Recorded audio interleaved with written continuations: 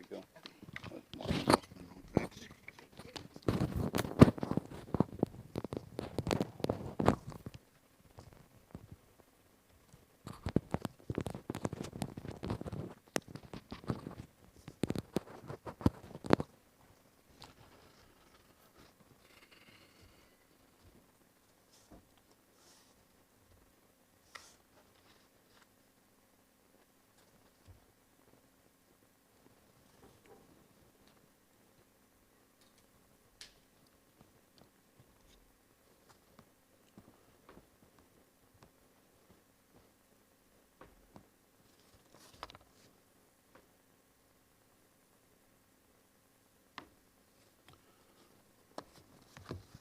All right, we're all ready?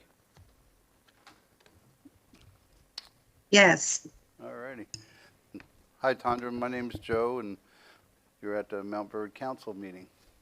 And hope you're ready to interview. And what we're going to do is each council person is going to have 5 minutes to interview you, and then the next person will go ahead and do it. And there's 5 of us, so. All righty, so the first person who's going to interview is Brian, and we'll let him start. Hi, good morning. Can you hear me? Yes. Good morning, Brian. How are you? Good. Hi. So there's 2 screens, so I might be looking down. So I don't know how the camera angle is. So just know that I'm looking at the bottom screen and that I could actually see you. Okay. I'm going to start off a little bit differently. I'm going to do some rapid fire questions. We have 5 minutes each, so I'm just trying to get as much in as possible. It should Yes, be sir. something fun. There is no wrong answers. It's just more of, what comes to, I guess what comes first to you, like between the 2 words. So I'm going to give you like 2 options, like this or this, and just pick whichever one you gravitate towards the most. All right, so I'll get started. Let's see. Numbers first or operational needs first? Operational needs. Conservative budgeting or aggressive investment? Conservative budgeting. Growth or preservation? I'm sorry, what was the second? Preservation. I would say preservation. Staff autonomy or close oversight? Staff. Stability or organizational change? Stability. Consensus or decisiveness? Mm.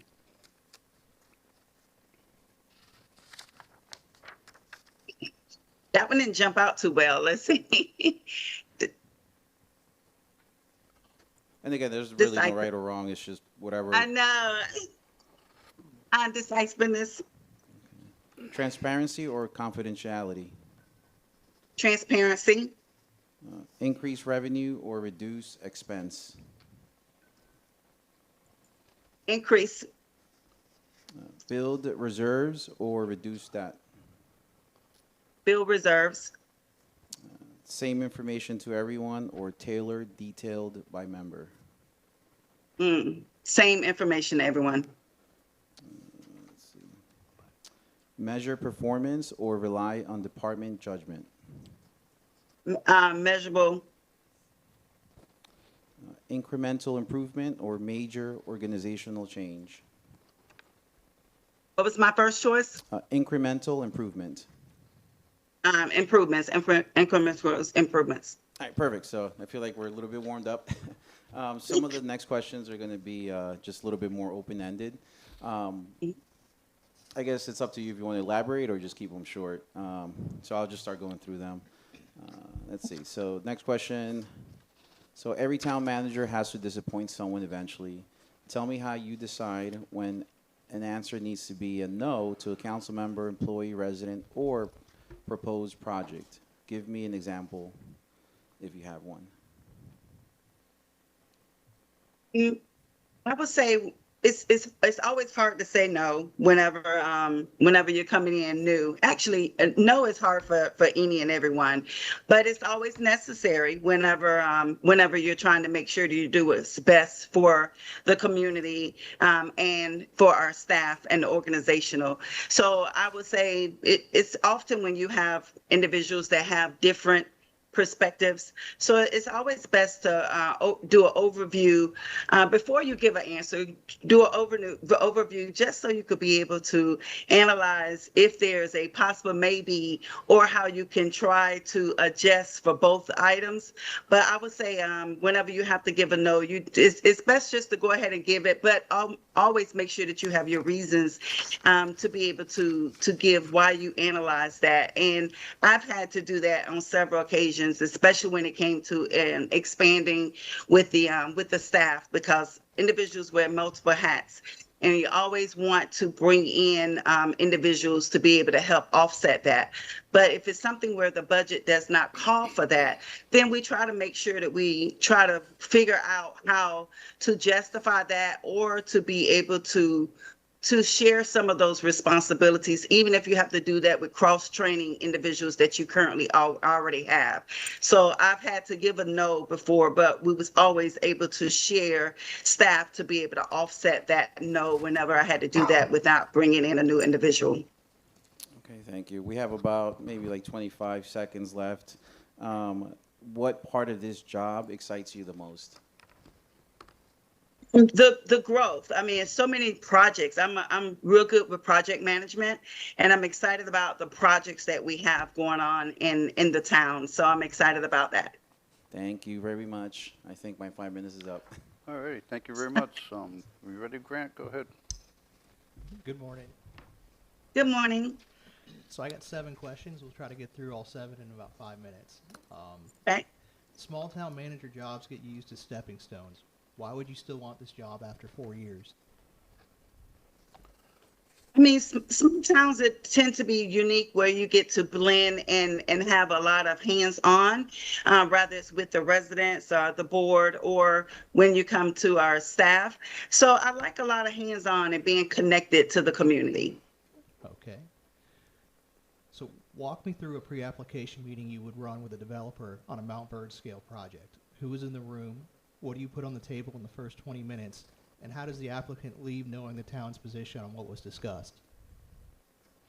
The best thing to do is always have your department head in the meeting, and not just that department head for the project. You try to bring in several different department heads that the project could possibly impact. Make sure that we're understanding the needs of this project, the needs of the community, what the expectations are from our council, as well as making sure that we have a project line that meets with the finance responsibilities of that project. Okay. A resident that applies for a zoning change leaves town hall furious, not because they lost, but because they could not get a straight answer on process, timeline, or what consistent with the town actually means. Whose failure is that, and what would you change in the first 60 days so an applicant can predict the path, even if they still might get a no? So the first thing to do, when it comes to stepping into a new role, I believe that getting to truly understand the zoning and all of the expectations of the community is first.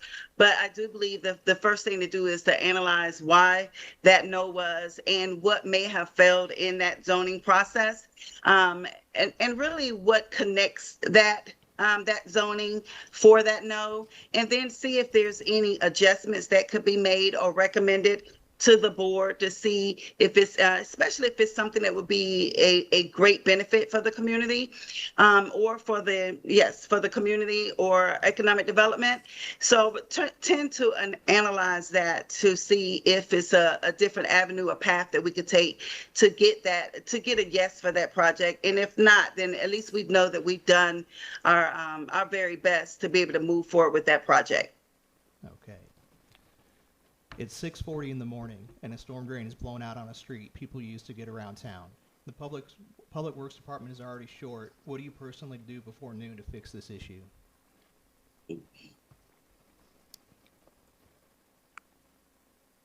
Stormwater.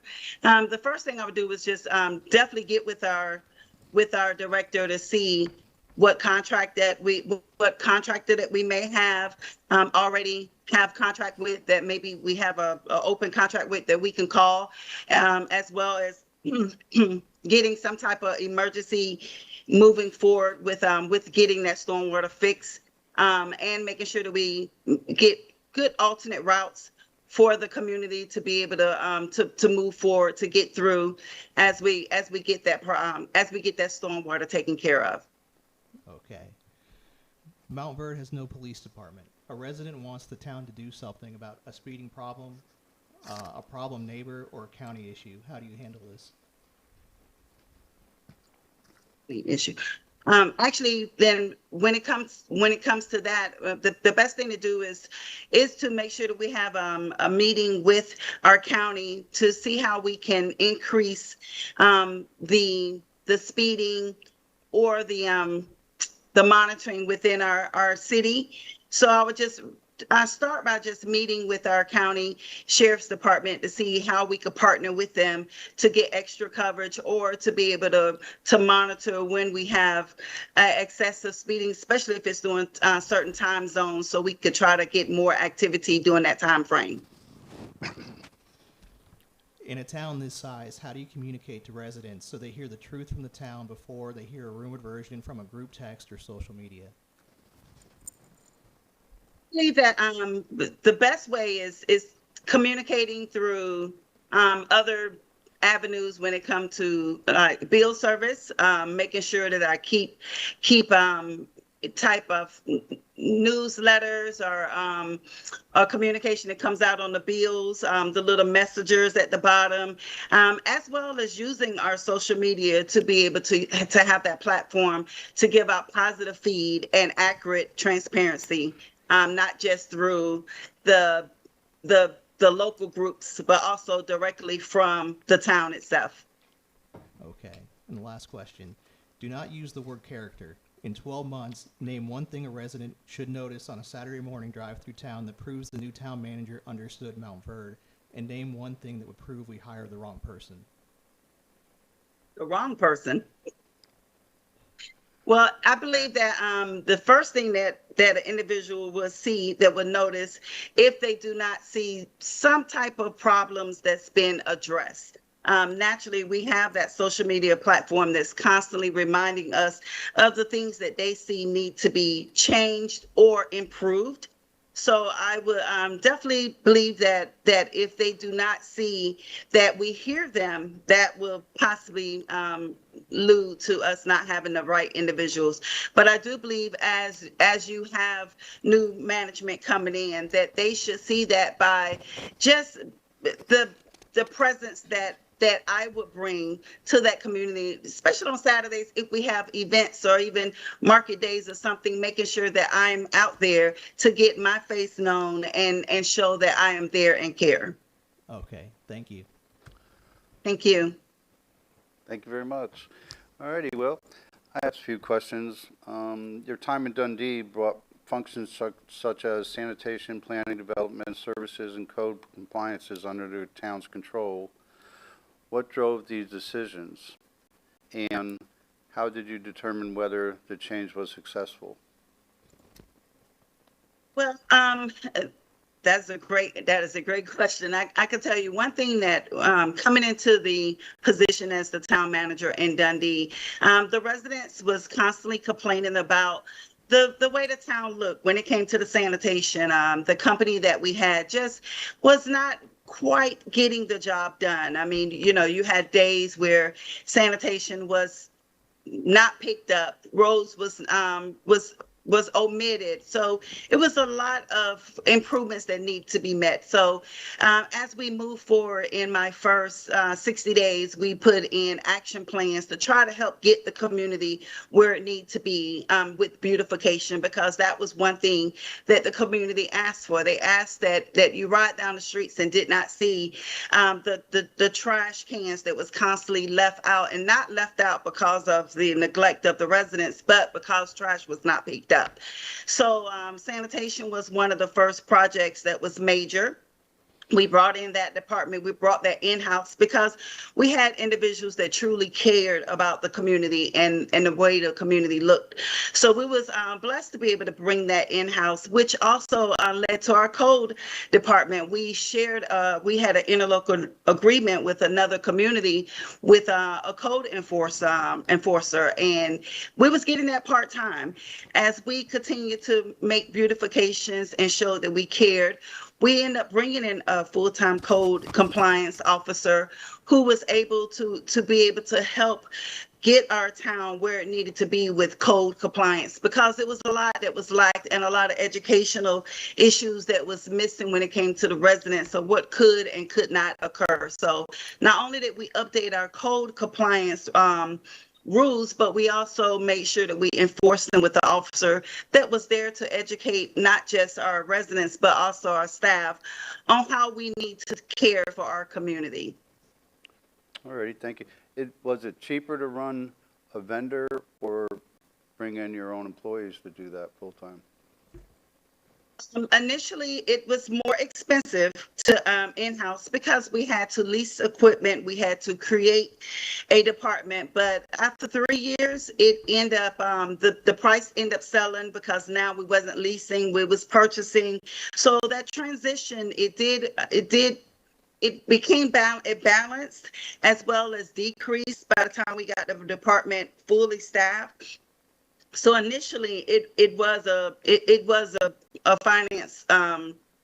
It did have an impact on our finances, but it worked itself out. So it took about 3 years for it to balance, but it was probably one of the best things that the community had ever done. Oh, good. Okay. Your Dundee management evaluation included a commitment to improve communication with the full commission in real time. What led to that? So, when you have new individuals coming on board, you tend to, it's an educational process when you're teaching individuals what to expect and how we do that. But whenever you have my way of managing is I make sure that not only I send an email to all of our board members, I also pick up the phone and I call. And if I don't get, then I get individuals, then I text. So sometimes, when you have individuals that may not be checking their phones or stuff like that, then you tend to find that individuals feel that, oh, I didn't get that in time, or someone else might have known before me. And because of Facebook, individuals it's always live time.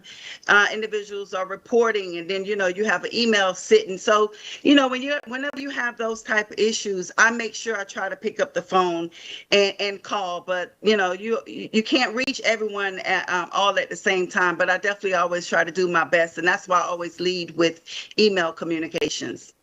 All right. Do I have any more time, Carolyn? 16 seconds. All righty. Well, thank you very much. You did a great job. Thank you. Thank you. Good morning. Good morning. Like everybody else, a few questions for you. And I do agree with Brian. I apologize that there's no real eye contact. So just pretend we're sitting there face to Speak face. into the mic a little closer, please. Me? A little bit better? Oh, you said, okay. Yep. We're good. Okay. Obviously, we've done our research into you, and I feel sure that you have done your research into the town of Montverde. And I'm curious what you think of our town, and it's a well-rounded, honest answer that I'm looking for. We're not all good. We're not all bad. So your impression of Montverde. My impression of Montverde, I like Montverde. It kind of reminds me of the couple cities that I've resigned and or managed when I was in Polk County. So it kind of reminds me of home. which was a great attraction to the community. I think that the community, as we're moving forward with some of these major projects, that we have a board that's very open mind and connected to the needs of the residents. So that's what attracted me. It reminds me of home, but yet I could see the growth potential, and that we have a sturdy board that is ready to move the community forward. Based on your understanding right now and what you know right now, what would you think coming in the door right now is going to be your biggest challenge right off the bat? I would say naturally we know with the election is coming up, when we have the property taxes, that's still kind of up in the air of if we're going to have it or not when it comes to that new House bill that's coming out. I believe that will be one of the best challenges. I think that Paul has really done a great analysis of how we're going to move forward with the budget that he's put in place, because we know that there's going to be areas that's going to have to be adjusted.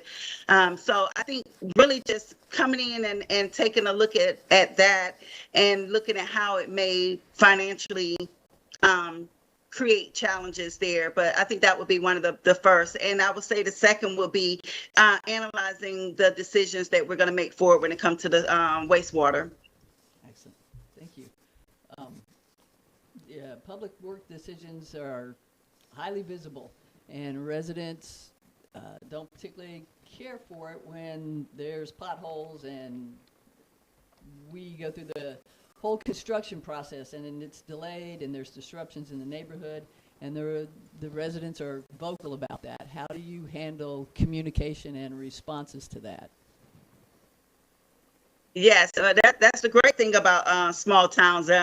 You're definitely close enough to hear everything. Very close.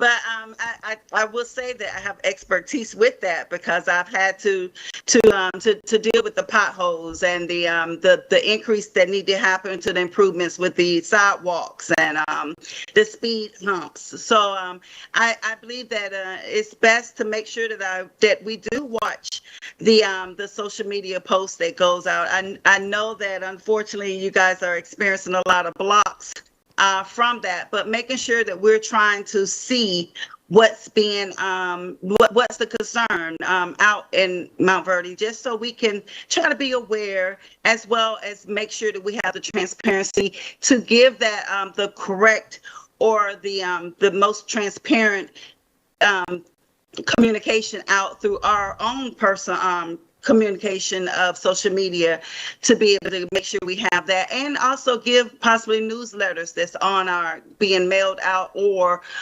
published on the website. So I think making sure that we follow up with transparency, always try to offset some of the communication out there, whether it's correct or incorrect. This isn't really a question on my list, but you did mention social media, so I'll take that one up real quickly. The sites, I'm sure you're well aware, and not just Montverde, but I think it's a coast-to-coast cross-country. Those sites can be brutal, and yes, they will rip you up one side and down the other. And the truth is irrelevant, in a lot of cases. So that can wear on you after a while. So your endurance, your ability, your skill, how do you handle that long term? Listen, I know. It's social media. It can truly it could wear on you. I try to what I've done in the past is I try not to take it personal. I try to continue to use that same platform to be able to be transparent and give the truth, as well as use it as an opportunity to see how it's going to help us grow. So yeah, I mean that's just how I've had I've had some brutal attacks on social media, and that's because I try to step in the I try to continue to be the target for my board so I can give the most accurate information whenever you guys are attacked, and sometimes you may not have that information in front of you to be able to address that. So I try to make sure that I stay alert of what's going on, as well as take a lot of the fire there and keep you guys clear so you guys could continue to move the community forward. Excellent. All right, I got time for one more? Nope, that's it? All right, thank you. I appreciate it. Hi, Sorry. Good morning. Good morning. How would you handle a resident who complains about an issue when you believe the town has already properly handled it?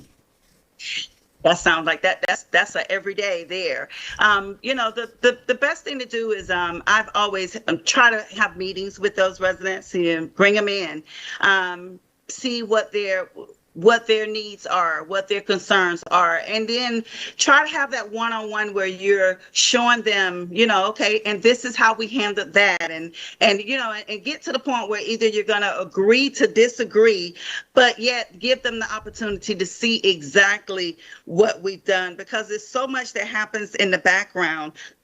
It's hard for sometimes the residents to see the full picture because they sometimes just see what's being painted on the surface. So it's good to have those one-on-one meetings, whether you're bringing them into the office or either you meet them on their couch. So I've done that, and I tend to get some places with that because at the end of the day, they do see the progress. It may not be the full progress that they would like to see, but at least if you could get to the point where they can see what you've done and how you feel that you've addressed that, it sometimes ease the pain of where we're not in their eyes. Thank you. How could you help the council be able to collaborate together more effectively? I believe the best thing for every council is to have some type of retreat or some type of meetings, or maybe like a half day sessions where you get together and we get to have our possible ethics trainings together, and then we get to come together and do some team bonding. So I believe that's best whenever we could possibly have retreats or half day meetings. Can you tell us about your experience partnering with a business or another government entity to address a need? Yes, I could tell you. When I came in as the manager in Dundee, we were experiencing a water shortage. So what we did was we partnered with a sister city, which was Winter Haven, and we collaborated with them to be able to connect water lines together to be able to have a backup plan whenever we was having shortage for our community when it came to drinking water. So that was the partnership that happened directly with a community, enabling community, as well as our Polk Regional Water Co-op, where we was getting together a team of all of the cities coming together to get water from the co-op. Do we have time for more? Or we need to continue. How do you plan to build trust and communicate with residents, especially when the town has to make an unpopular decision?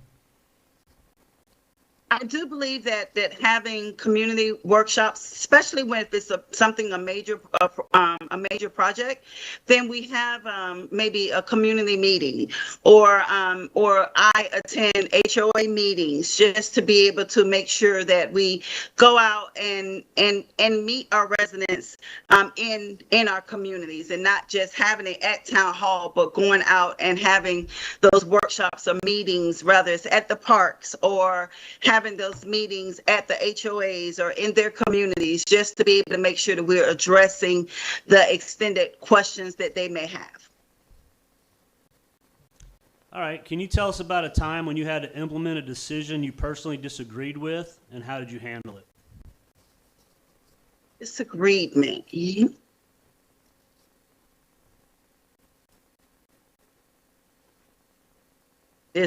there's never any good one that you, whenever you disagree on it.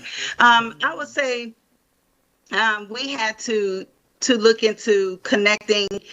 We had 17 and 27, and we had a lot of traffic. We was dealing with a lot of traffic, and we was trying to figure out how to divert some of that traffic. So we was looking at an interconnecting road, how we can divert some of the traffic off of 17 to 27.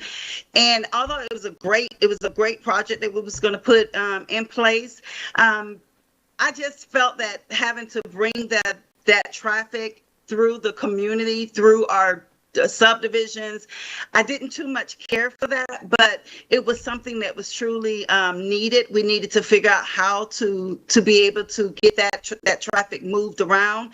So that was one, and it was major, and it is happening. It's actually still happening. Getting those connecting roads together, but it was a major project, and it turned to be a fun project. But again, just bringing that traffic through the community was a little hardening for me, but it was something that was necessary. Thank you. Alrighty, that's about it, right? Well, you did very well, and we appreciate your time. Thank you. And we'll be getting back to you soon. Sounds great, and I hope to see you all next week. That sounds good. Thank you very much. Okay. Very nice Uh-huh. meeting you. Nice meeting you as well. Thank you. Bye-bye. God bless. Bye.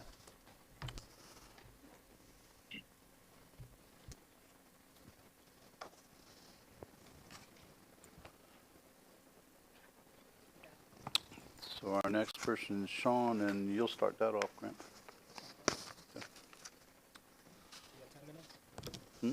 Yep.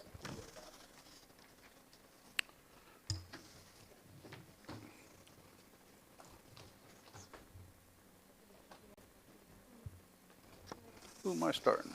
Oh, TJ Fish. Based on the first one, I have come to the conclusion that 5 minutes should probably be a little longer if we ever have to do this again. 5 minutes be, oh no, and the second interview is going to be a lot longer. Yeah, Yeah, a lot longer. This one should have been. yeah. But we can bring them all in for a second interview. We'll see how everybody feels. She, that was very nice to talk to her. I enjoyed it. I know, but I have like more questions I would have liked to have asked. Yeah, You know? yeah, I got 30. Well, I came up with roughly 10. But again, you know, five minutes is their response. Well, now, you're not saying you want to increase the residents 5 minutes. No, I'm teasing. Ah. We're gonna bring it back in just a couple minutes, but you're still on here. You wanna take a break or? I'll be right back. Excuse me.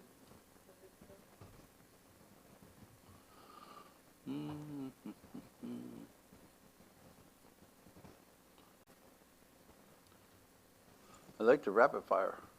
Yeah. That was interesting. Yeah, that definitely was interesting. Lost me though, it was too fast for me. I kind of had to take the same pause she did, and I forget now what the comparison was. But she had to think about it, and it's like, okay, if I had to give a one-word answer to that, I would just have to say situational. Because that's hard to, without further detail, that's kind of hard to pin down. Yeah, definitely.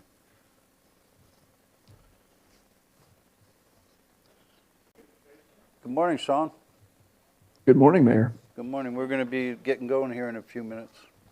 Okay, thank you.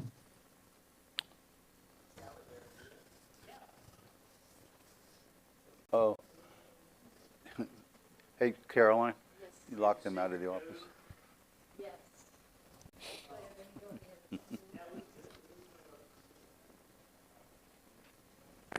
Morning. We're going to be getting going here in a few minutes.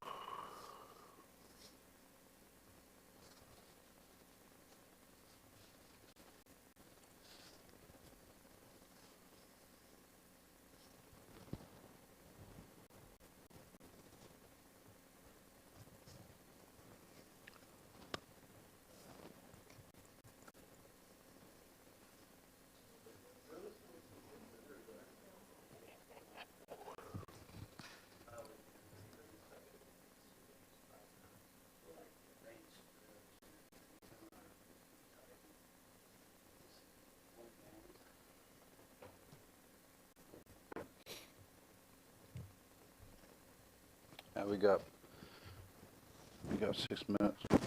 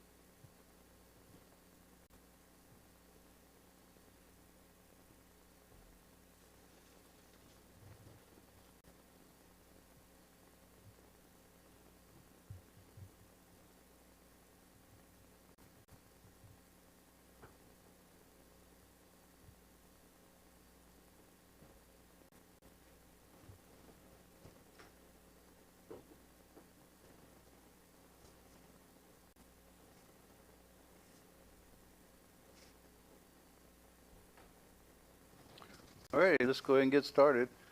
Nice to have you, Sean, and I'm going to let Councilman Grant start this off. Okay. Good morning.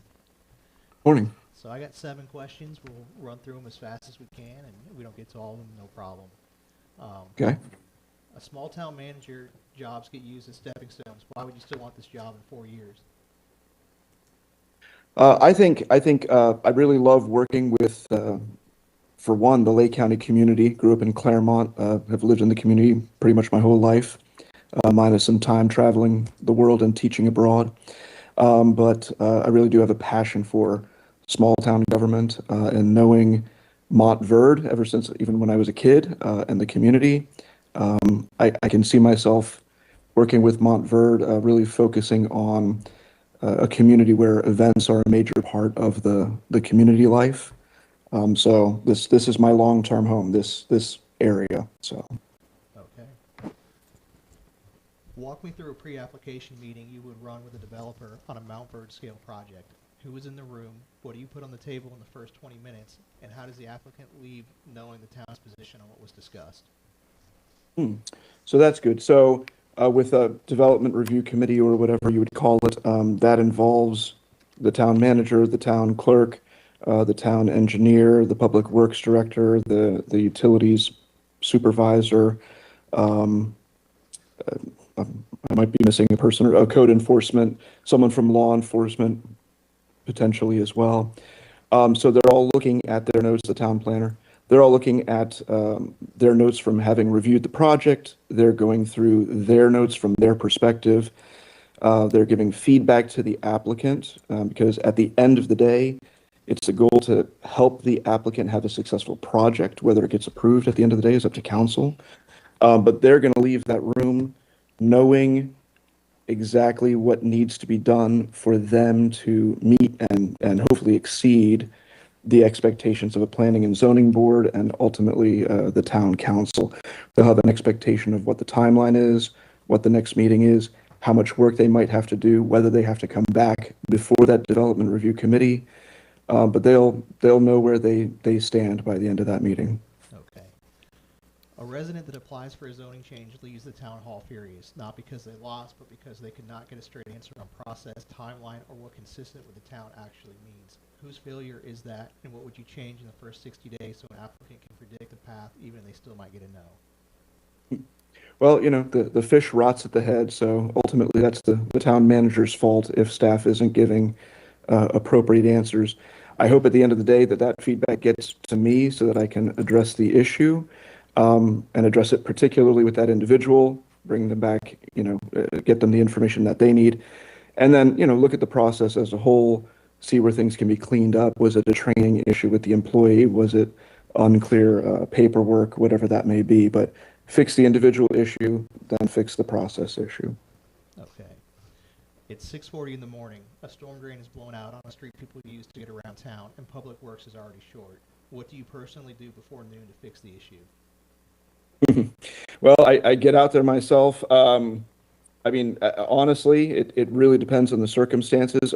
But at the time of the emergency, you're already behind. So at that point, I would already know who our partners are, who our third-party businesses are that we work with, other municipalities that we would have relationships with that could bring in equipment to deal with those issues. But the best way to deal with that is months and years ahead of time by planning those relationships, getting those agreements in place to deal with emergencies, and managing, stormwater issues so that hopefully those things don't happen in the first place.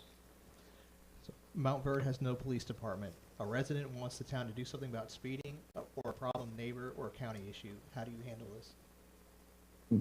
So speeding within the town. So I know Montverde does bring in outside patrol, Florida Highway Patrol, and things like that. I think part of it is bringing in enforcement as necessary and as the council dictates, to the level council dictates. And depending on the intersection where this is happening, there's also the possibility of reevaluating that intersection or street to look at what can we do to naturally slow down traffic, to decrease accidents, what can be changed in the in the engineering side of things. But that would need more particulars to give that a really good answer. Okay. In a town this size, how do you communicate so residents hear the truth from the town before they hear a rumored version of it from a group text or social media? Yeah, and that's tough. Especially in a small town. Talking to your neighbors travels faster than anything. So some of the changes that I've implemented here, where I currently am, I mean, the electronic message board was a huge boon, just so that people can get high-level primary information, meeting information, things like that.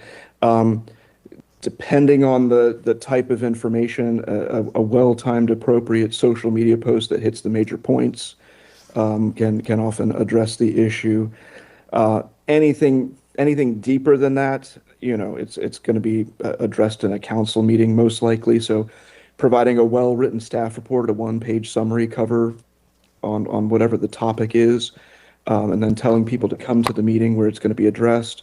I will say it tends to be that the one thing people don't do is pick up the phone and call town hall and find out what the answer actually is to the issue.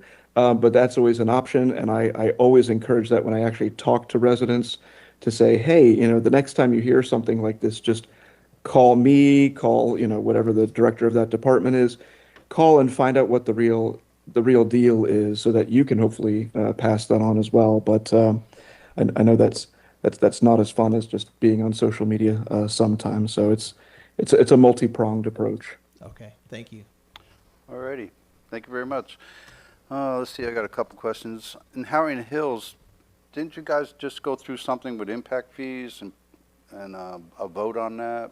I can't remember the whole detail of it. Yes, so we just did, we have 3 impact fees. They hadn't been updated in a very long time. So we did a study to reevaluate them, to readjust them, anticipating the growth that's been approved for 20 years now and just finally taking off. But at the same time, we looked at our capital improvements list, which we've put a lot of effort into. It's in a really good place, with our 5-year plan. And we use that to say, okay, well, what do we want to accomplish? What do we want the town to look like at the end of build out? What will we need? We'll need a new police station. We'll need a new town hall. We'll need a new water treatment plant and all that kind of thing. So we also looked at implementing potentially another 4 impact fees. Some of them ended up shifting into regular fee, like a stormwater fee rather than an impact fee.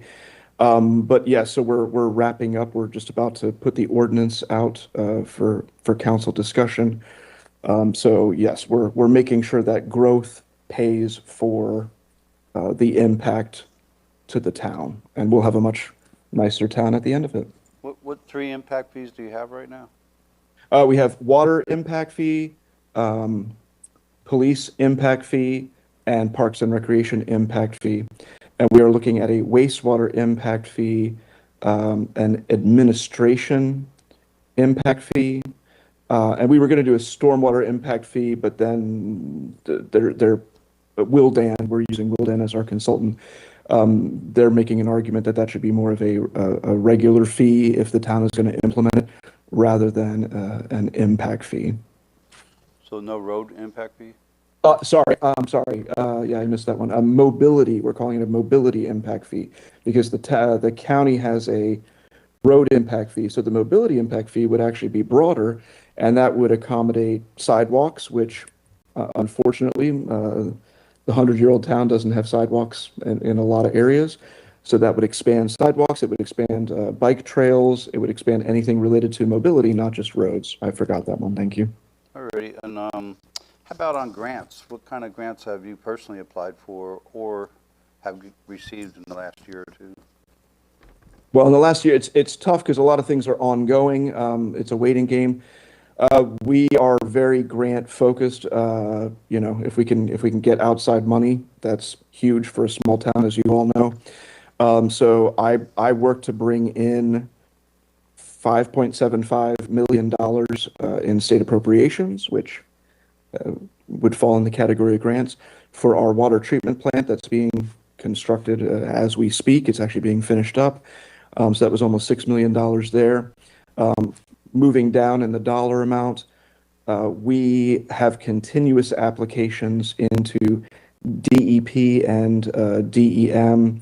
With DEP, we got some money for the Hurricane Fiona and Ian SOFI program. So we got about $3.2 million for a clean water study, which is wastewater. It's a little confusingly named. But we got that 3.2 million. We did our clean water study. We're doing a wastewater feasibility analysis right now using that $3.2 million. So no cost to the local taxpayer to do that. But the whole town's being surveyed. They're looking at acquiring a third-party wastewater plant that we are the retailer of the wastewater. They are the wholesaler, as well as looking at potentially hooking up the old part of town to sewer. It's an ongoing discussion, and there's a lot of opinions, but we're just at the feasibility stage, figuring out what those costs may be, and then we'll be pursuing grant funding for the implementation of that. Beyond that, though, we're always doing emergency management grants and environmental grants for stormwater, especially. We've done a lot of recent stormwater projects. And wastewater we found for our existing developments, we found emergency management money, several $100,000 to put emergency bypass pumps Okay, on okay. them. So you did good. You did good. Oh, Thank okay. you. Thank you. Okay. Well, who's your engineering firm right now? Well, the town engineer is Don Griffey, Griffey Engineering. He's a consultant. Okay. But we work with Half, we work with other Woodard and Curran. We work with all different firms. Okay. How about your changing from a strong mayor to the, council manager government? How'd that go for you? Yeah, that was, it was a very unique experience, I guess we could say. It doesn't happen very often. But I left Lake County, being deputy director of the library system, and came to Howie, where I was already a resident, and was working with the mayor at the time, Mayor Martha McFarland, and she had a plan. She saw the wisdom of changing from a strong mayor to a manager council form of government. So she asked me to take a leap of faith, because it certainly wasn't a guarantee that it would happen, because it's a referendum of the people. So there was a leap of faith on my part. Came to the town. She was still the CEO of the town, being the strong mayor. But over the course of a little over a year, maybe a year and a half, we worked in tandem, and she called me the town administrator slash finance manager. So I didn't have official managing authority at that point, but we worked together. It was a very positive transition. It was obviously something she greatly desired. She saw the wisdom of it, and we did the referendum. Obviously, we worked to educate the people on why this was a good decision. She had her work cut out for her, telling people, they said, "We love you so much, you should stay the mayor forever." And she said, "No, trust me, this is, in her Alrighty. opinion, better." Thank you very much on that one. Did good. Mayor, Tell me. Mayor, the time's up. for you. Okay, my time's up. Your turn. All right. Good morning. I'm sure you've done your research into Montverde. Should you be offered this position, from residents to resources, what is your single most primary concern? Okay, so primary concern, I mean, obviously, starting off in Montverde, my primary concern would be, meeting the staff, working with the council, sitting down, understanding what the individual goals are. I know there's some, I'll call it community buy-in that needs to be worked on, especially right before an election period. So it's tough. I know there's the back of the house that needs to be managed and understood, and trust that has to be built with the staff. But at the same time, there's going to be a lot of front of the house work, working with local residents, working with local businesses, getting out there and understanding what their concerns are and hearing their needs. So I know it's going to be a hit the ground running kind of a scenario where we're still going to have our council meetings and our ongoing projects and our budgets and deadlines. So it'll be yeah. That was quite a list. I was just looking for the one that jumped out in your mind. But let me ask you this: in terms of development and land use, a lot of that requires a particularly difficult judgment and decision making. But what compelling interest do you have to achieve the balance between, yeah? Well, and that's a good question. If there's, and it depends on the context in the case, but if there's a request for a change in land use, I think is where you're going with this. Ultimately, that's a council decision, and from my seat, my perspective, it's going to be a question of finding the information, looking at the pros and cons, presenting it to council, so that council at the end of the day can say, is this the best and highest use of this land? Is this going to make Montverde better? Is it something that's desired? And that's before you get into the legalities, if there's any existing right of use of that land. Thank you. Walk us through the toughest budget session that you've made as a town manager, and what compelling priorities did you face, and what principles guided you through your recommendations? It's all about the money. It is all about the money at the end of the day. So I'm a big fan of no surprises, and I think that goes both ways.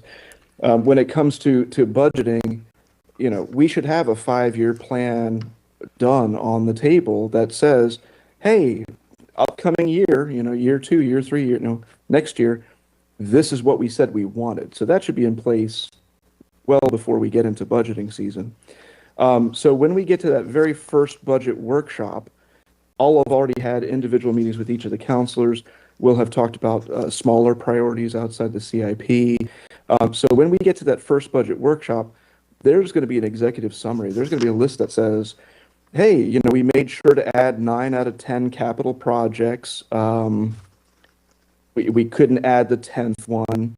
And that's based on existing conversations where that wasn't as urgent a need as the other 9. And again, the council is not going to walk in there surprised about that. They're going to know about it, and then it's up to council to say, let's reprioritize, let's focus. 2 things: the single biggest accomplishment that you're the most proud of, and your biggest fail. Ooh, okay. Let's start with the biggest fail. Okay. Biggest failure. I would have to say early on when I had just started here in the town, there was money on the table, ARPA related money, and it was for a wastewater conversion, on-site distributed wastewater system conversion. And council was all gung-ho about it. We brought it to council. We discussed it. Great. We worked with our partners. We worked with the county. We found further funding. County gave us more money. Found some extra grant money, and brought it back to council for final vote. Tie it up with a bow, and it failed. I think it was a 3-2 against at the end of the day. And we were kind of surprised, because we had put so much work into it, and everyone was gung-ho about it, 9 months prior, let's say. But that really hit me, especially early on. I realized, okay, I wasn't taking the pulse of how the council felt about this project all through the process.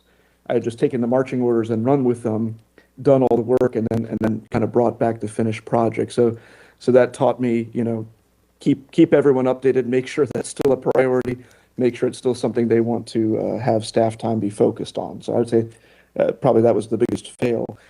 Biggest win, I mean, we've done a lot of great projects, 56-acre nature preserve. I would say practically and most recently, we have this new water treatment plant that's being constructed that even without our growth was an absolute necessity. So I'm proud that it's almost done. The Crom tank is almost done, just got painted yesterday. And that we found 60% of the money came from the state, and we already got prepaid impact fees to pay, I think, another 20% of it already. So, it's almost paid off even, which is great. That's it. Thank you. Thank you. How would you handle a resident who complains about an issue when you believe the town has already handled it appropriately? That's a good one. I think that goes down to education. Does the resident understand the background of the decision? Do they understand the policy? Do they understand how it has to be implemented? There's a certain point, though, if that's already been done, which it may be in that situation, the only thing you could do is listen to people and make them feel heard and understand their frustration. But education is the starting point, and listening is always the option. Okay, can you tell us about a time that you had to implement a decision you personally disagreed with, and how did you handle it? Yeah, so I'm trying to think. I mean, there's always a case of, I wouldn't say anything major, but the implementation of an agreement, a modification of a proposal. I'm thinking of something where we negotiated the wastewater, the sanitation contract to not include bulk pickup, for example, which later caused a lot of issues with residents. At the end of the day, though, I talked to counselors ahead of time. I'm going to give you behind closed doors individually my opinion of, hey, I think this is a good idea. I think this is a bad idea. But we get out to the dais, the council is going to argue the merits. And once it's decided, it's full steam ahead, and that's the policy. And that's how it is. Not to say things can't be reconsidered, but there's no backbiting or second guessing at that point. Can you tell us about your experience partnering with a business or another government entity to address a need? Sure. So, I mean, we work all the time. We have interlocal agreements with other municipalities for law enforcement, for emergency management. Lots of agreements with the county in particular. We have a partnership with the Central Lake CDD to provide our wastewater. Trash collection, of course, is a contracted position. A lot of our consultants are contractors, so I mean, there's a lot of outside contract positions, whether private businesses or other governments. And last one. In dealing with developers, how do you stand up for the long-term solutions and not quick fixes that might cost the town more money in the future? That goes down to good planning. You have to have the good framework. You have to have your land development code or your land development regulations written the way you want to. You have to have your legal agreements written the way you want to. One failure that I've seen in our municipality from decades ago was the lack of a sunset clause, for example. That's been remedied whenever they've come back to the table for revisions to put that in. But honestly, a lot of that comes into planning ahead rather than trying to fix it on the fly. It's really hard to do fixing on the fly. Okay, thank you. Go ahead, Brian. Hi, good morning. So I'm going to start off with some rapid fire questions. I'm going to give you not two options to pick from. Just go with whichever one you gravitate towards.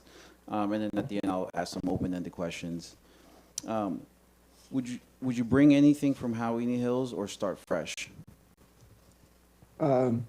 Fresh eyes, start fresh. Preservation or growth? Preservation. Written updates or verbal updates? Written. Hire in-house or outsource? In-house. Lowest bid or best value? Best value.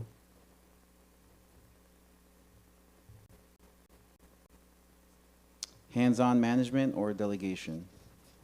Delegation. Fast decision or further study? Further study. Stability or change? Stability. Proactive management or reactive management? Proactive. Existing process or new process? Start with the existing process. Let's Detailed policy or manager discretion? Detailed policy. Public discussion first or staff analysis first? Public discussion. Familiar approach or challenge existing assumptions? Challenge existing assumptions. All right, so that's it for the rapid fire. I do have a few open-ended questions. Feel free to elaborate as much as you want. Could you describe your management style in 3 words? Educational, delegation, and management by walking around. It's a little more. That was a phrase in the last one. Thank you. What part of this job do you think will challenge you the most? Just learning the particular character of Montverde. What do you believe is the biggest mistake small municipalities make?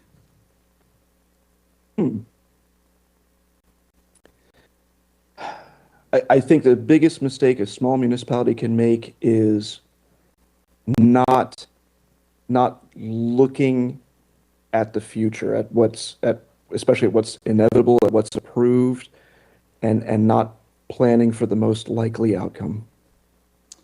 What do you consider to be your weakest skill? Possibly over analysis, I guess.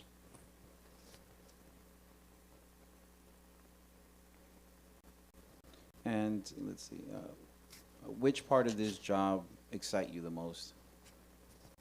You know, I honestly, the best exciting part of this kind of job is there are no 2 days the same. You know, one day you're learning about types of trees, and the next day you're learning about stormwater. No 2 days are the same. And I have two last questions real quick here. Do you know our current millage rate and our rollback rate?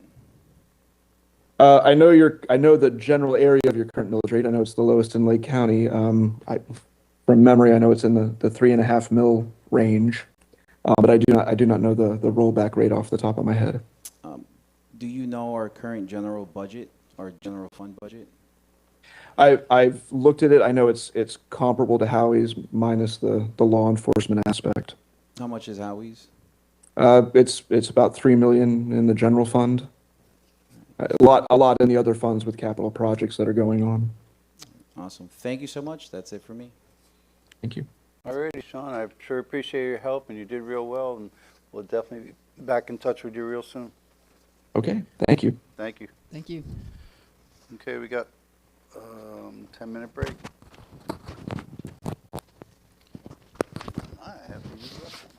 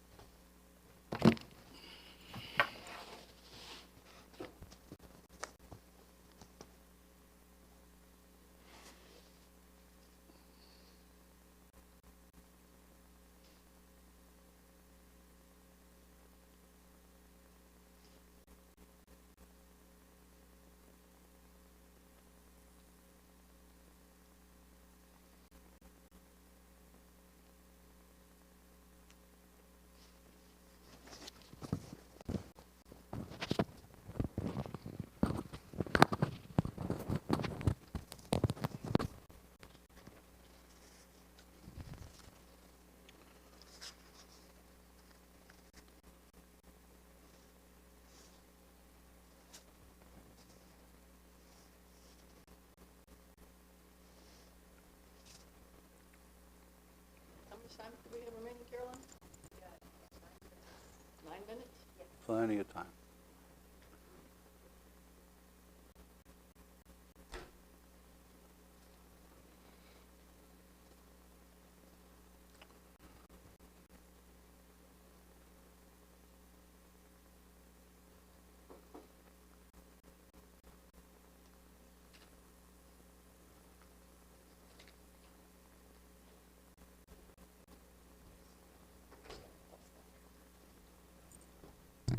Test, test.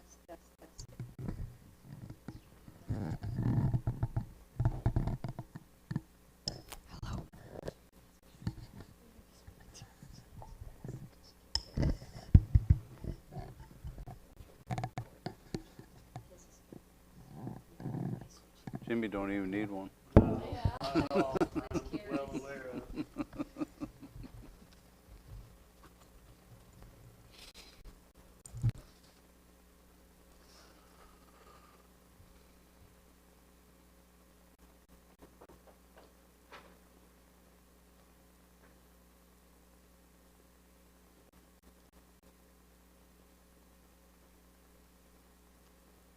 How's Lake Clarity been? Who? Oh, Lake Florence and Clarity and how Yeah, it's been the since all Clarity's- the rain. Clarity's excellent. It's better than we've seen in 10 years. Problem is it's got that, what's that weed? No foil? No. Oh, hydrilla? Yeah. So it'll always have hydrilla now. Yeah. So they got a few different things to look at. Hmm. This carper a good option. That's one of the better ones. It Yeah. is. Hmm. That's what they're recommending. So we'll see. It's not that bad either. I was looking at it. So, but the algae's, they sprayed it, it's gone. They're supposed to, Franklin Pond, they did. I was there, and, I called them the other day saying, it's still there. The algae's still there. Right. So, we'll have to address that, clean it up. What else going on in the water? Do we have, in Muni Code, do we have any setbacks on how close the residents can fertilize to the lakes? Yeah, well, it's not us, but the state and county do. Well, the state, I mean. Yeah. We have the swales that are supposed to be put in when they build something. Right. I had that done, and it was pretty deep swale, but over 30 years, it moved or something, and it's disappearing. Well, with our fine sand, I'm sure it's still done some. Mhm. Yeah, that's the best thing. Hmm. Yeah, I think it's 25 foot, but I don't remember what it is. I had Lake County come and look at our property and see if everything is right a long time ago, and they explained at that time you could do clear 80%, and leave 20% like at cattails and stuff. But it seems everybody wipes them all out. I left more than 20%.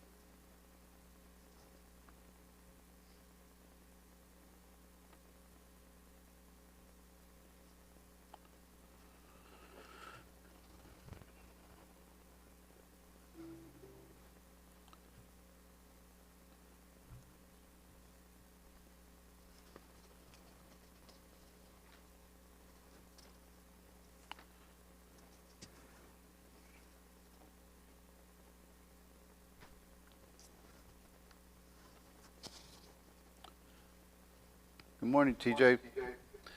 Good morning. We'll start in 3 minutes. Thank you.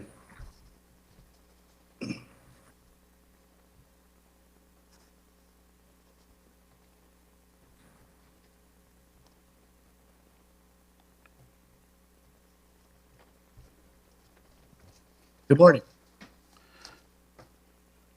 Thank you, sir.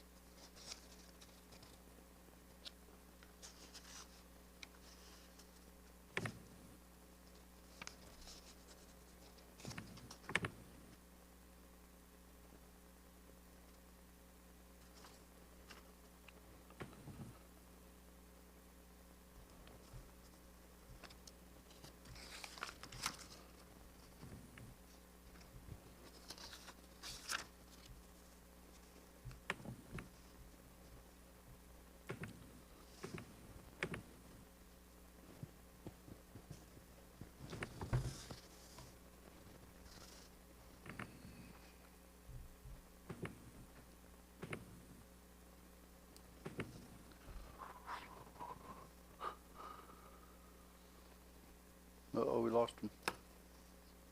He's on hold. Uh, Somebody tell him to let go.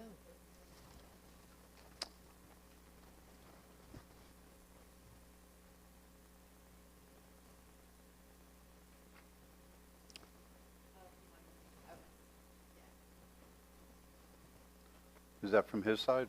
Yes. Oh, okay.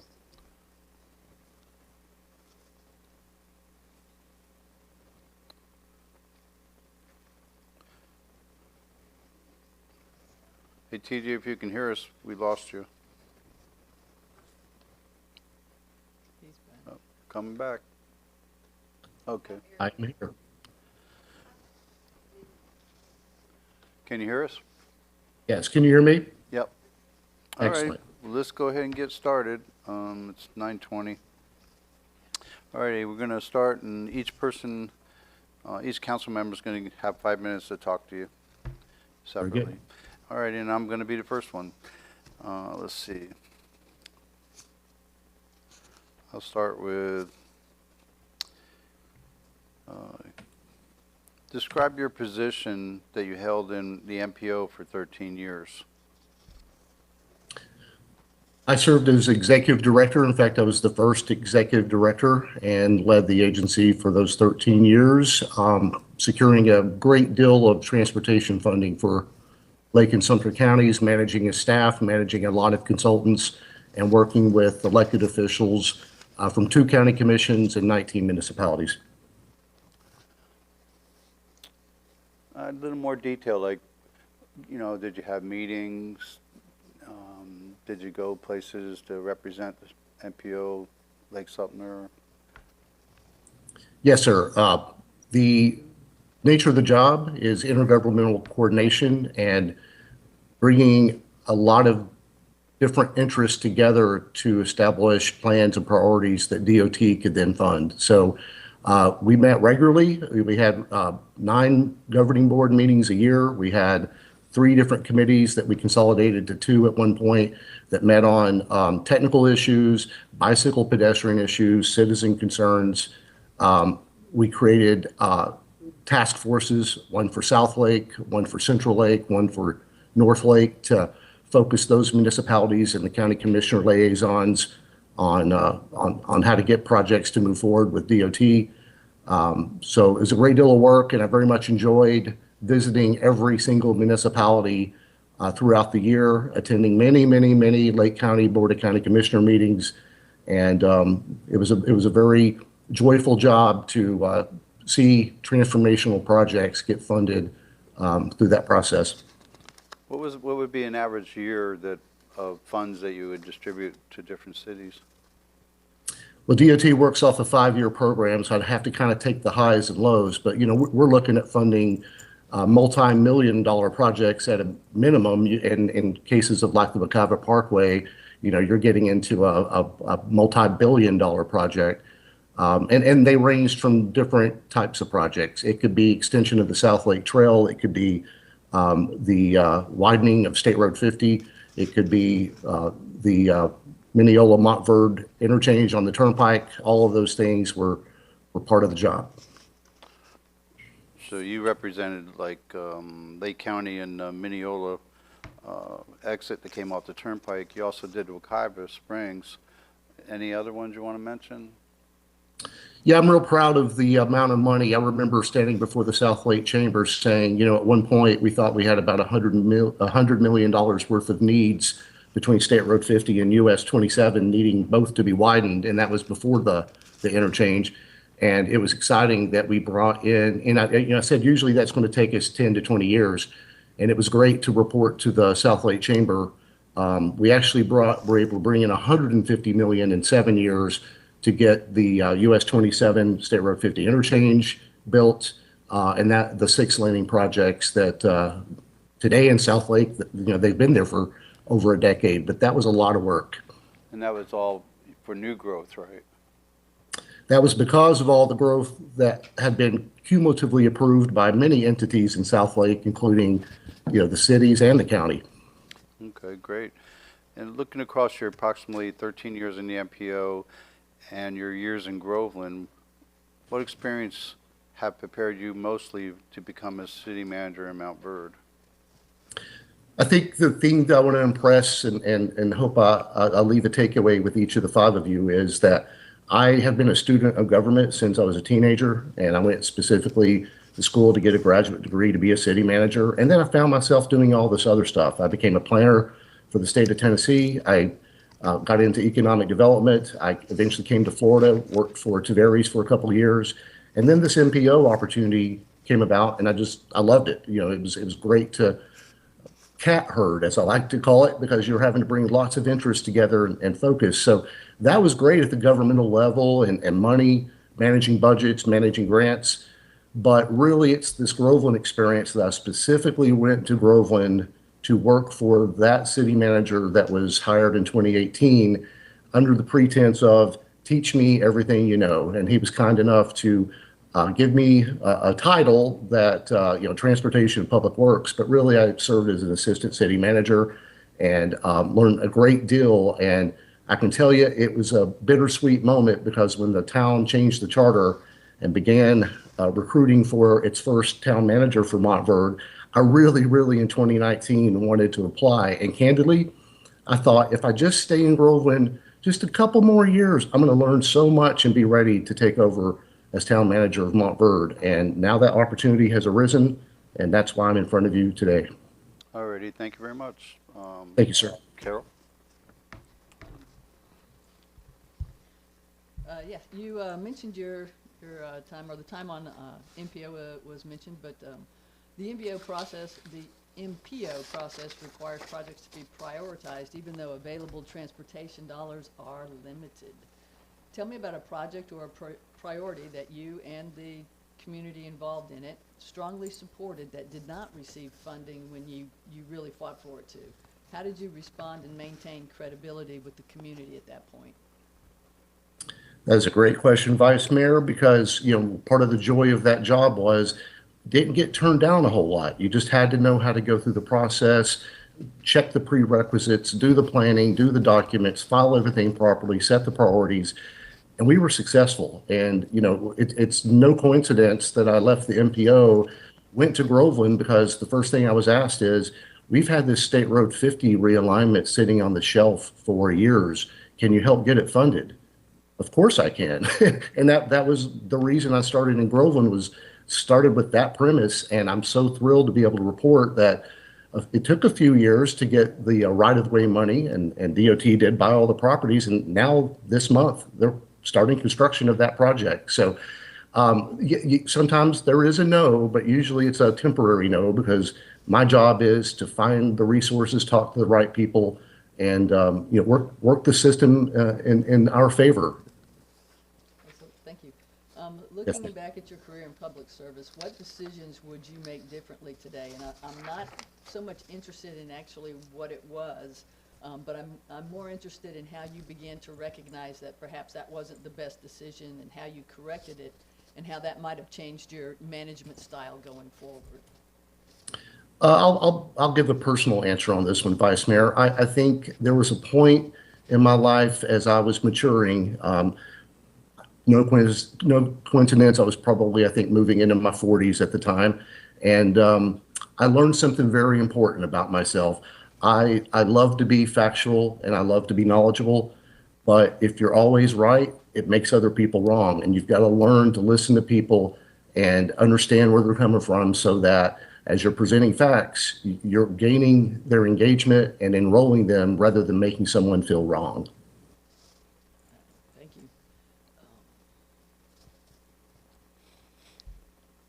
What internal controls or mechanisms do you believe every municipality should have to prevent fraud and waste conflicts of interest or inappropriate purchasing? It starts, of course, with policies, but you've also got to have the personnel in place. And, I thoroughly enjoy a checks and balances system. Even I'll use the current position, I'm over infrastructure, bringing in money.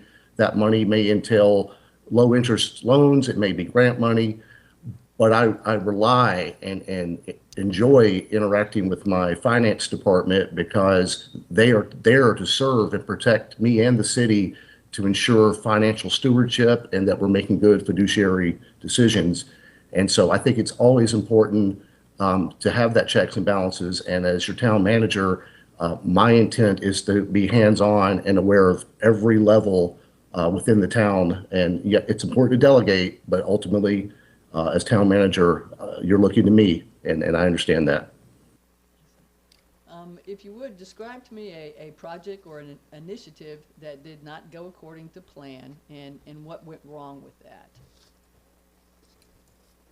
Well, I really enjoy things going to plan, but sometimes things go suboptimally. And usually, I mean, the word I use a little too regularly is I've learned to pivot. So, there have been moments where we had a major grant announcement a couple of years ago about receiving a $20 million clean water grant from the state. And, it was for a sewer plant project.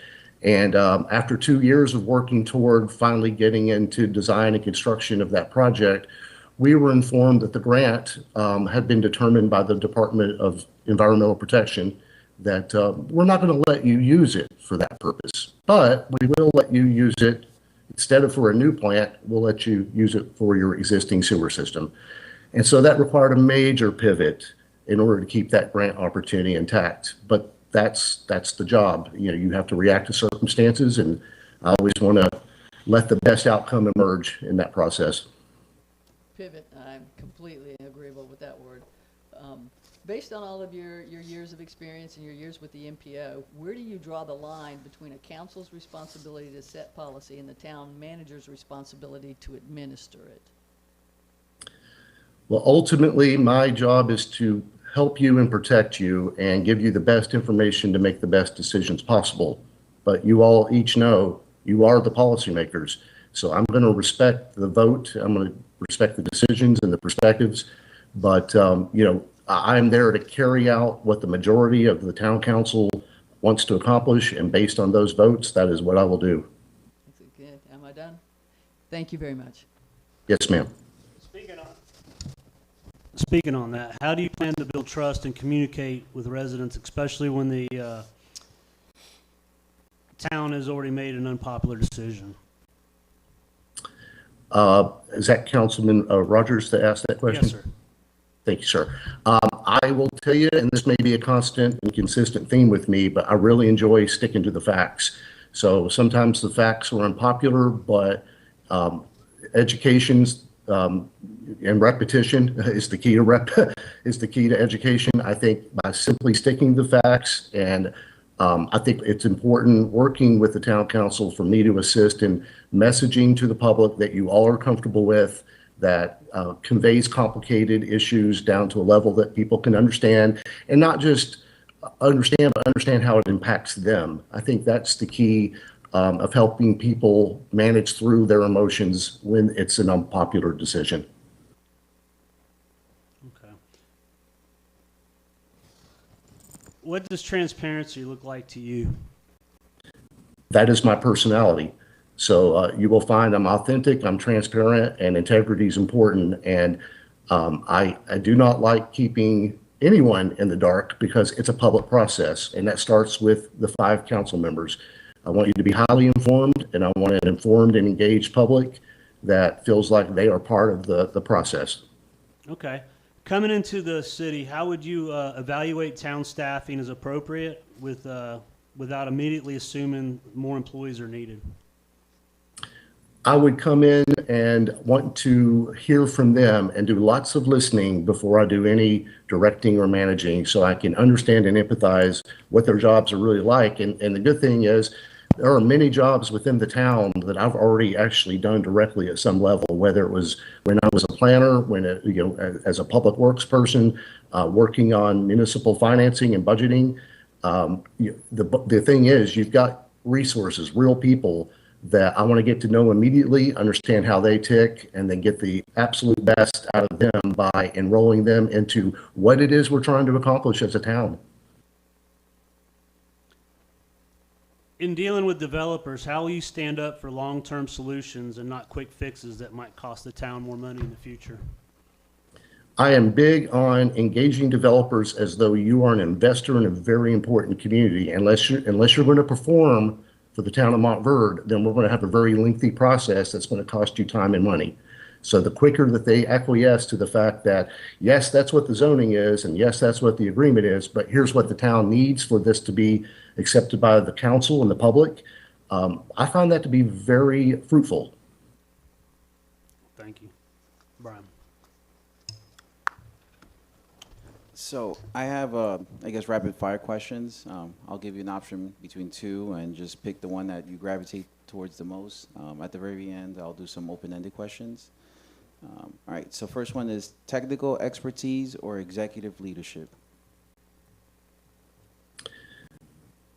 Executive leadership. Infrastructure or organizational culture? Organizational culture. Hands-on or delegate? Hands-on for the town of Montverde. Speed or accuracy? Accuracy. Rules or discretion? You got to start with rules. Lowest bid or best value? Although you're beholden to low bid sometimes, best value has to be considered. Experience or adaptability? Adaptability, very important these days. Stability or restructuring? Stability. Ask questions first or act first? I ask questions first. Experienced department heads or stronger manager control? Experienced department heads. Reduce risk or reduce cost? Reduce risk. Proven system or innovative system? Innovative. Performance metrics or professional judgment? Performance metrics. All right, so that's it for the rapid fire questions. Thank you. I have a few other smaller questions before we get to the open-ended one. Do you know our current millage rate and rollback rate? I'm familiar with your 2.83 millage rate. I'm not sure how the rollback this past year was determined, but yeah, I'm understanding of a general fund budget of about $3.4 million that we have to work with. Okay, next one. Do you know the overall budget minus the capital fund? Overall, I'm familiar with your budget. I jumped right to the capital fund because I was very impressed with the the amount of grant money that's been brought in, over $40 million in the last 3 years. So that definitely got my attention to indirectly answer your question, Councilman Rubio. Okay, thank you. Let's see. Next question. Of the major functions as a town manager, which ones have you had the least direct management responsibility for during your career? As far as direct management, I'm comfortable with personnel and I'm comfortable with budgeting, but, I have to admit, never actually serving directly in a city manager position. I've never been the person in charge of the budget. I've always been in a role of, as far as municipal, I've always been in a role of supporting the budget. And it's hard to do a job doing transportation and public works, which is funded with both utility enterprise fund money as well as general fund money. It's hard to do that effectively if you don't understand the overall municipal budget. Now with the MPO, I ran that budget, and in previous smaller jobs, I ran budgets. But as far as municipal finance and budgeting, that's something that honestly is one of the areas that I very much enjoy, and will enjoy being in charge of the town of Montverde's budget. Last question. Let's see. So the search firm did provide us with some articles that were put out. So if there are any, I guess, corrections, please feel free to correct me. In 2016, the Inspector General found serious inadequacies in the management and operations of the MPO. The audit also found activities not approved, appropriate, or in compliance with grant documents, contracts, and other agreements. Lack of accountability over expenditures of grant funds, reporting false expenditures, donating to the Boy Scouts of America, holiday cruise expenses. That was a very interesting time to have the Lake County Inspector General come in and do a first ever operational audit. So I'll emphasize to the town council that was not a financial audit. And it was extremely discomforting for the governing board of the MPO, because a lot of the items that came out of that budget directly involved the governing board. The items I had directly any level of control over, as soon as I met initially with that Inspector General, who was in the court of the county clerk's office, or was, when he revealed some of his concerns, some of the items were very easily fixed and not dramatic. Some of the items you just cited were unfortunately publicized in a way that was unfortunately dramatic, because I had to explain to my board that holiday cruise was a $200 pontoon boat ride on Lake Dora to give my staff a Christmas party that year. And it was paid for out of non-grant funds that were generated through non-grant sources. So it was unfortunate that it was portrayed as a holiday cruise, but it was a pontoon boat ride. There was another one about exclusive memberships being paid for out of public funds. Well, we collected the funds as a public entity, but they were not restricted funds. And it was memberships in every chamber of commerce in Lake and Sumter counties. And for some reason, that Inspector General thought that was inappropriate. So some of the items in there are easily explained. But again, my governing board of elected officials, a third of those comments that were made in the audit were items directed at them, not at me, and the other 2/3 were fixed that year. Thank you very much. I think I'm over my time. Thanks. And Thank you, sir. I'm sorry, just for follow-up clarification, that was the first audit for MPO? That was the first operational audit of that nature, and I believe the last. But of course, annual financial auditing, that always had to occur and continues to occur. Thank you, and I realize follow-up is not a... Okay, go ahead, Grant.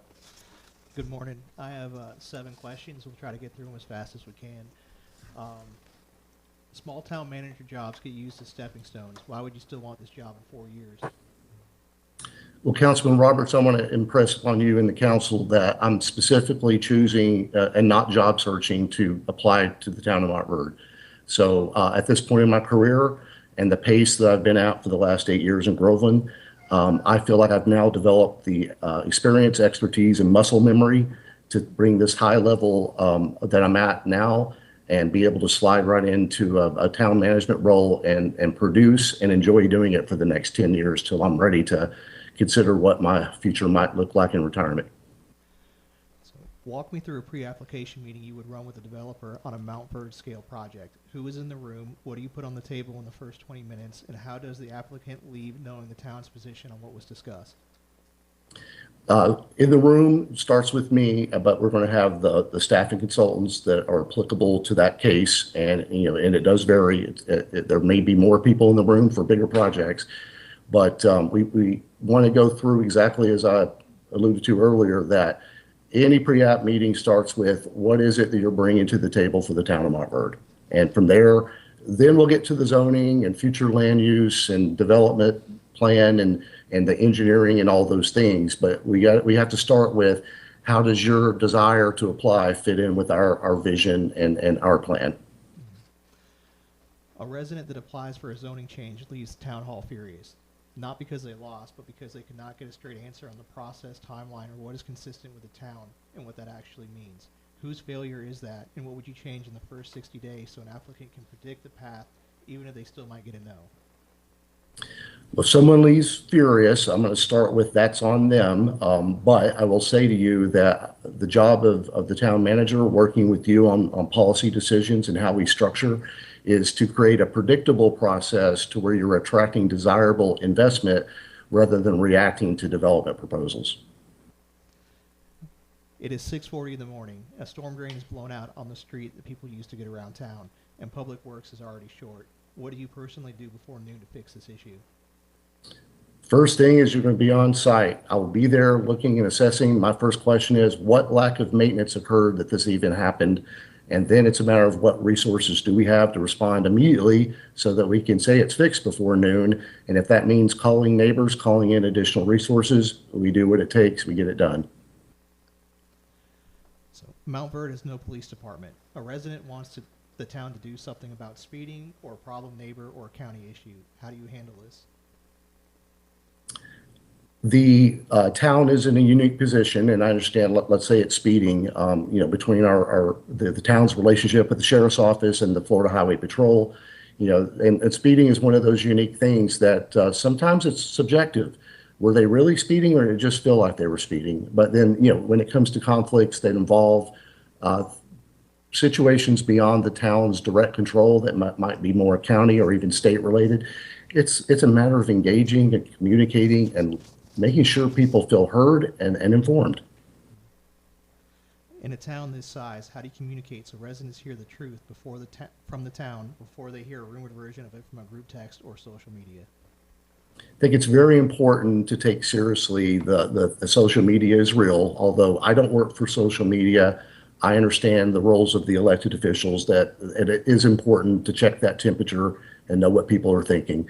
So for messaging, I want to be consistent and comfortable in putting messaging out through the town's own social media platforms, as well as through the website. And sometimes things require a more personal touch. We've had situations in Groveland where we're knocking on doors, we're leaving door hangers, we're leaving letters on the front door, so people will know, what has occurred that's impacting their neighborhood. So depending on the situation, a customized creative approach sometimes is needed, but it is extremely imperative upon the town that we set the tone through our messaging and not let social media do it for us.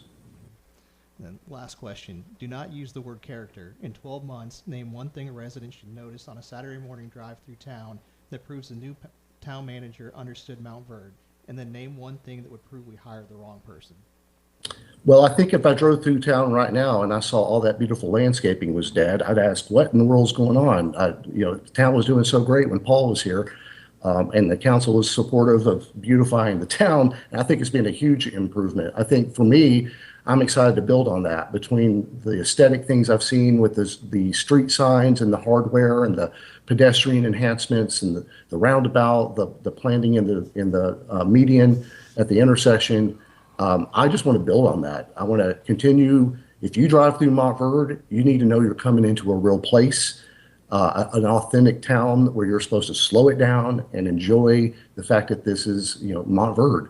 And anything I can do to work with the county and partner, whether it's with the county, whether it's with the state through any grant opportunity, with the academy, I think traffic through Montverde is definitely one of those things that if somebody's driving through, they need to know they're in the town of Montverde. Okay, thank you. Yes, sir. All righty, well, thank you very much, TJ, and you did a great job, and we'll be getting back with you real soon. I do hope to be before you next Friday. Thank you so much, Town Council. Thank you, TJ. Bye-bye. Thank you. Bye-bye. Where are we at now? All right, so we got till 10:10 to start again. And I'm a poet and I know it. 10:10 to start again.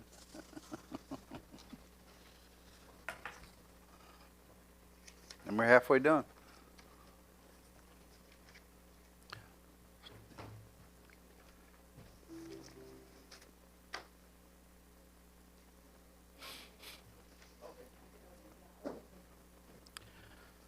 Do, do, do, do, do.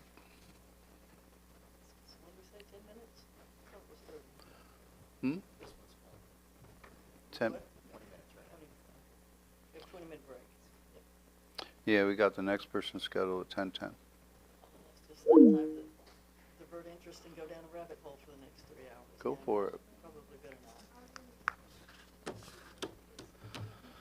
not.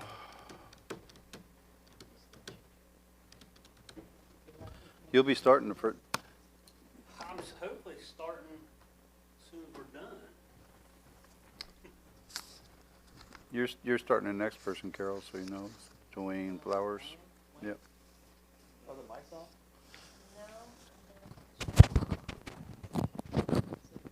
I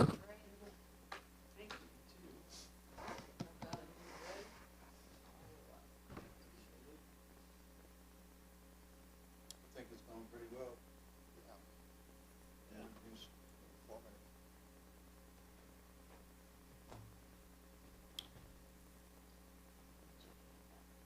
So I was torn between doing standardized questions versus like your approach with specific targeted questions.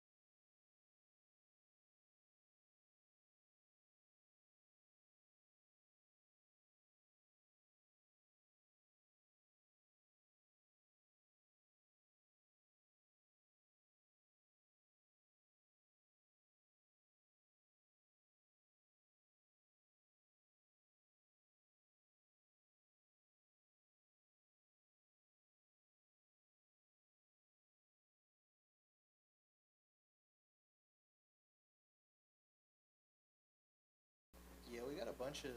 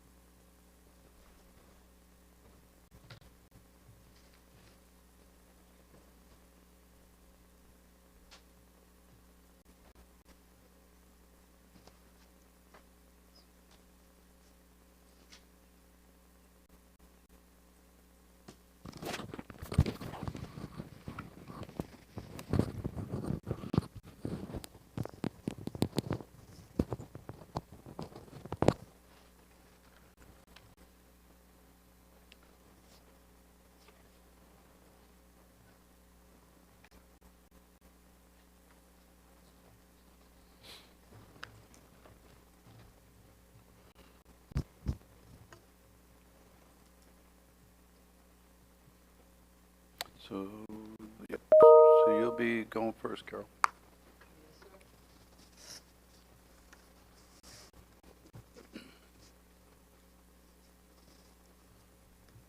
Test, test, test. Hi, Dwayne. Can you hear me? Uh-oh. Can you hear me, Dwayne?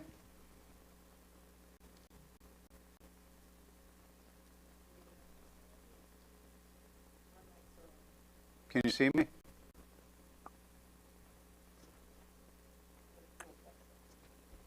So, Mayor, you are coming through on my feed, so it's on Dwayne's end. He must be on mute.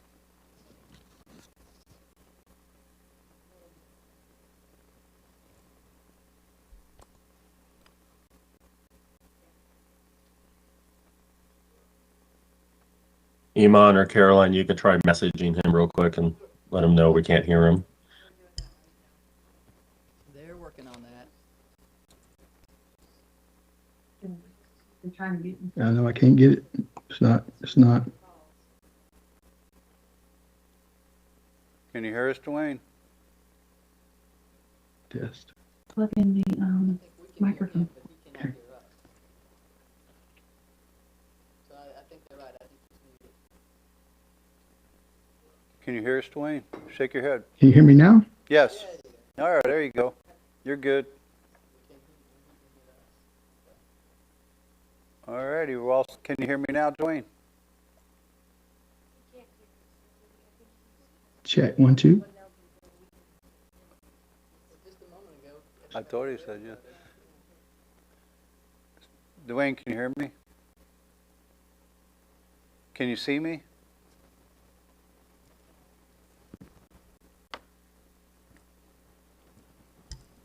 Mr. Flowers, can you hear us? It's not your mic.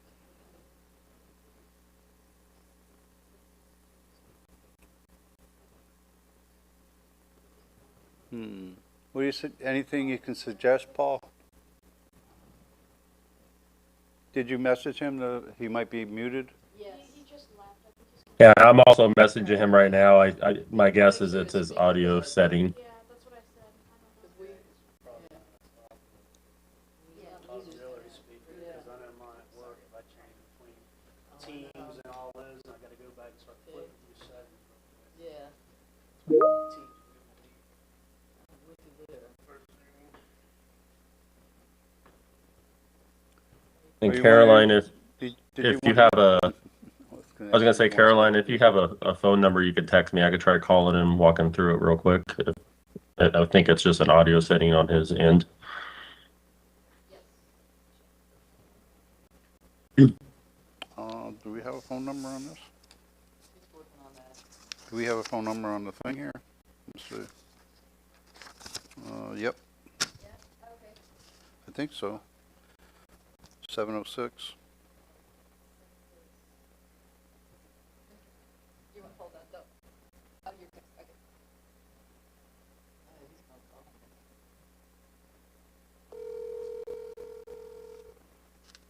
This phone's probably on mute. We're not gonna see that either.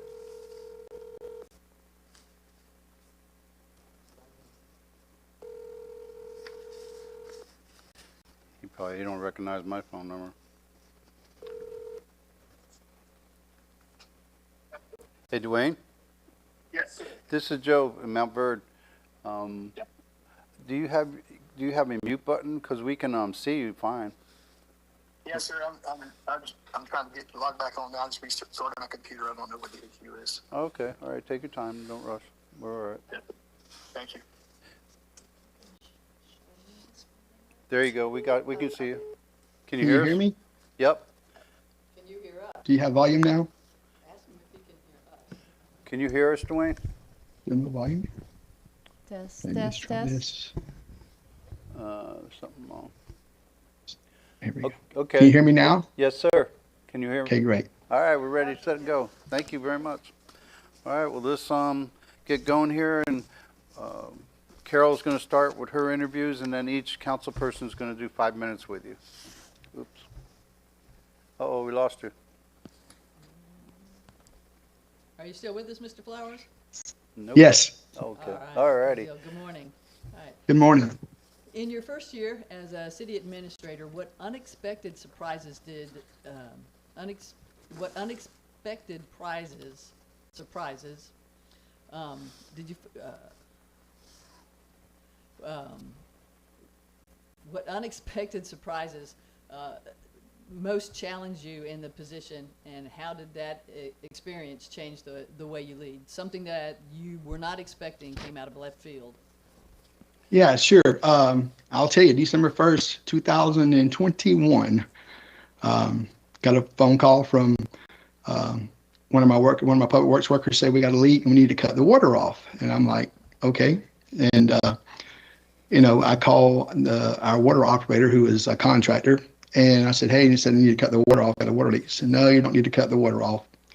So on and so forth. All I got to do is turn these valves off, and they'll be able to fix the line. Well, long story short, after about 20 hours later, well, about 10 hours later, I told them to cut the water off for the whole half side of the town. It was an all night experience. It was probably one of the worst main breaks you could imagine. And then after that, I did some follow up. I have a law enforcement background. We do after action reviews and say, hey, what went wrong? What did we do good? What we didn't do well? And did some follow ups. And I actually reached out to a couple of neighboring cities where I knew the water operators and obviously knew more about it than me. I asked them to come down and help me evaluate everything. And the valve that would have cut the water off was 10 feet away. It was under about 6 inches of dirt. Hadn't been exercised in years. So that, I think I tell everybody when they ask me, about my career as a city administrator, I said I became a city administrator on December 2nd, 2021, because I said, all right, these people need some leadership. And I had trusted people that had been there before, had been there for a long time. And I realized you have to trust and verify and move forward. What financial reports and indicators would you personally review every month to ensure that the town is still financially healthy? Sure, you want to track everything. You set budgets, and it's when you set a budget, you're projecting costs, see what things are, but you have to watch it every month because it changes. Like this year, our gas prices went up considerably because of the situation overseas than they were last year. So when you budget it early in the year or going into the beginning of the year, you have a price in mind based on history. So basically everything, I look at everything, tracking every expense, where we're maybe spending more money than, you want to do about 8.3% a month at the max. So I track that and watch that every line. Excellent, thank you. Describe a situation in which you had to reduce spending, delay a project, or recommend against an expenditure that elected officials and residents really wanted. How did you communicate that decision? I would say I'm trying to think of a couple popping in my head right at this moment. One of the things is they wanted to redo our gymnasium floor in our gym. Have an old high school gym that we use as one of our rec facilities, and it badly needed it. And they wanted to do it now. And about 2 years ago, I just told them we couldn't. I said, we got other things pressing. Of course, we were dealing still with Hurricane Helene, and as I'm sure y'all familiar, that you don't get your FEMA money back until all the projects are done, and then you're still waiting. So we had to tap into, there were some reserves we had, and I said it's just not a priority right now. We can go a couple more years. Especially that decision was we have not that many kids participating in rec, so we had to sell that, and we had to look for other avenues. And we've actually have got some corporate sponsors that are going to actually redo the whole gym, floor and more. So we reached out and got 2 or 3 major sponsors on board. So they're going to get it. It just took a little longer. Excellent. Probably got time for one more. Public trust is essential in city management. tell us about a time when your professional judgment, leadership, or integrity was in question. More recently, well, I guess we'll go back to 2003. I know y'all know about that. I disclosed it. You have to gain that trust, and have to regain that trust, and I did it by being humbled, being remorseful, and just being who I was before that incident, and regain that trust. And I did. It took it took 2 or 3 years, but I did, and I've recovered from it well. Thank you. How do you define the proper relationship? Well, you're all done. I'm out of time? Yep. Thank you very much. Go ahead, Jimmy. All right, good morning. How would you handle a resident who complains about an issue when you believe that the town has already handled it appropriately? That happens a lot, right? Yeah. So I think you have to communicate early. If they're complaining about something, you have to go put your eyes on it, and come up with a plan, explain the plan, what you can do, maybe sometimes what you can't do, or find alternatives to help the situation. But I think if you communicate early, say, this is what we're going to do, and if you establish a pattern of doing things well, as far as the work you do, making sure it's checked off on and it's acceptable, I think you knock all that down. But if you communicate with it early and say, this is what we can do, this is what we're going to do, and then follow through with what you say, I think you cut a lot of that out. There's always going to be those same, some people call them saying 3 people, saying 10 people that are never happy. I think you have to take that in accountability as well. If we've done what we said we're going to do, and I think that's what people expect out of professional leaders, and especially municipal government leaders. Hey, you said you're going to do this, follow through with it. And if you do that and get consistent, I think that that builds the trust, and it also helps quiet the room. In dealing with developers, how will you stand up for the long-term solutions and not quick fixes that might cost the town more money in the future? Yeah, that's huge, right? So you stand up to it because you set a standard. You should have zoning and planning, and you set those standards. And I recommend you set them high. They're always going to try to undercut you, so set them high. Listen, you got the gym there, right? You got the best place in that area. Protect it, and then you may set them high and say, no, we're not willing to waver on these things. And you hold the standard, and then when they do start developing, you have your inspectors make sure they're holding track and making sure they're doing it right. Okay. How do you plan to build trust and communicate with residents, especially if the town has to make an unpopular decision? Well, again, it goes back to communication and explain to them. A lot of times people see things, right in front of them, but not in the long run. So you have to explain those things and understand, hey, we're going to do this because this is the best process that we come up with. We looked at, I always like 3 options at least, but really I'm a 3-option guy. Give me 3 options. What's the best route we can take that I can present to you guys? And we do that, and then we work hard to ensure them that what we're doing is the best plan. Again, you're not going to make everybody happy, but if you can you'll build trust, get people on board with you, they'll back you up and go with you. Okay. And at the end of your first year, what would you like the council and the residents to see was your main accomplishments? Well, not to mess anything up. I think y'all got some good momentum. I think Mr. Paul's done a good job and everything I read and looked at. So I don't want them to come back and say, man, I want Paul back again. That's the one thing. I want them to say, hey, we're doing good and we're moving in the right direction. This was the right guy. All right. Thank you. Mr. Rubio. Thank you. Hi, good morning. Good morning. I'm going to start off with rapid fire questions. I'll give you like two words to pick from. Just, I guess, pick the one that speaks to you. Lead or delegate? Delegate.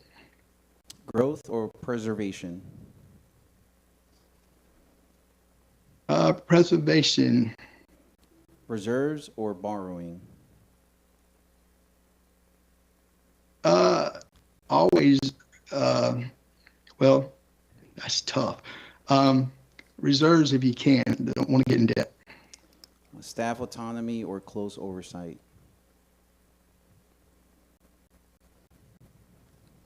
Autonomy first. Do it yourself or assign it?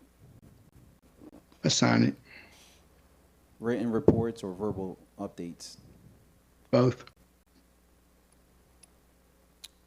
Let's see, immediate action or further study?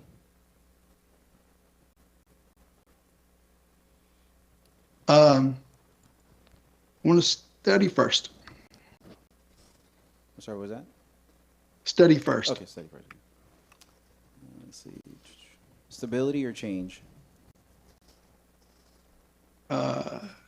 Stability at first. Your first 90 days, listen or act? Do a lot of listening. Lead from the front or empower department heads? I want to empower department heads.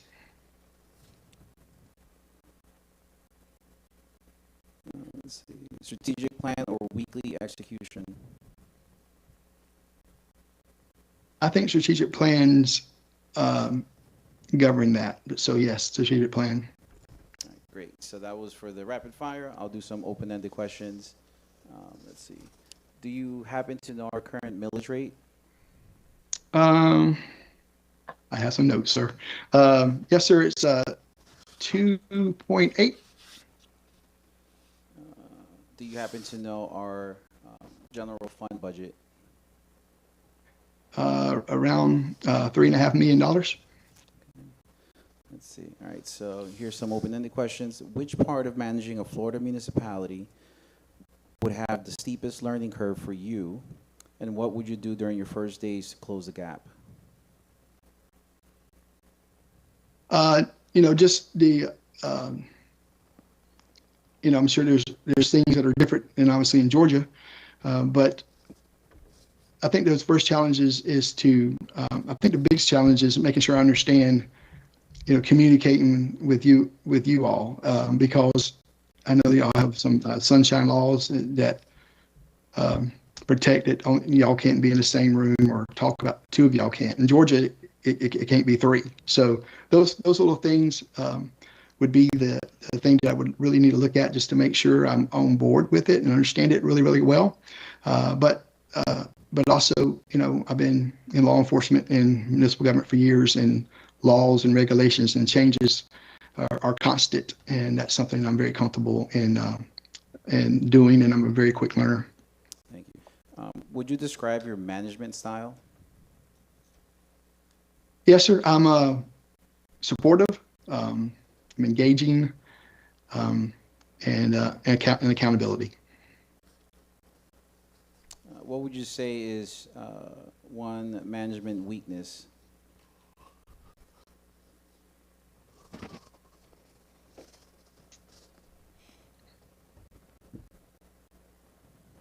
Sometimes not trusting the people to do the job.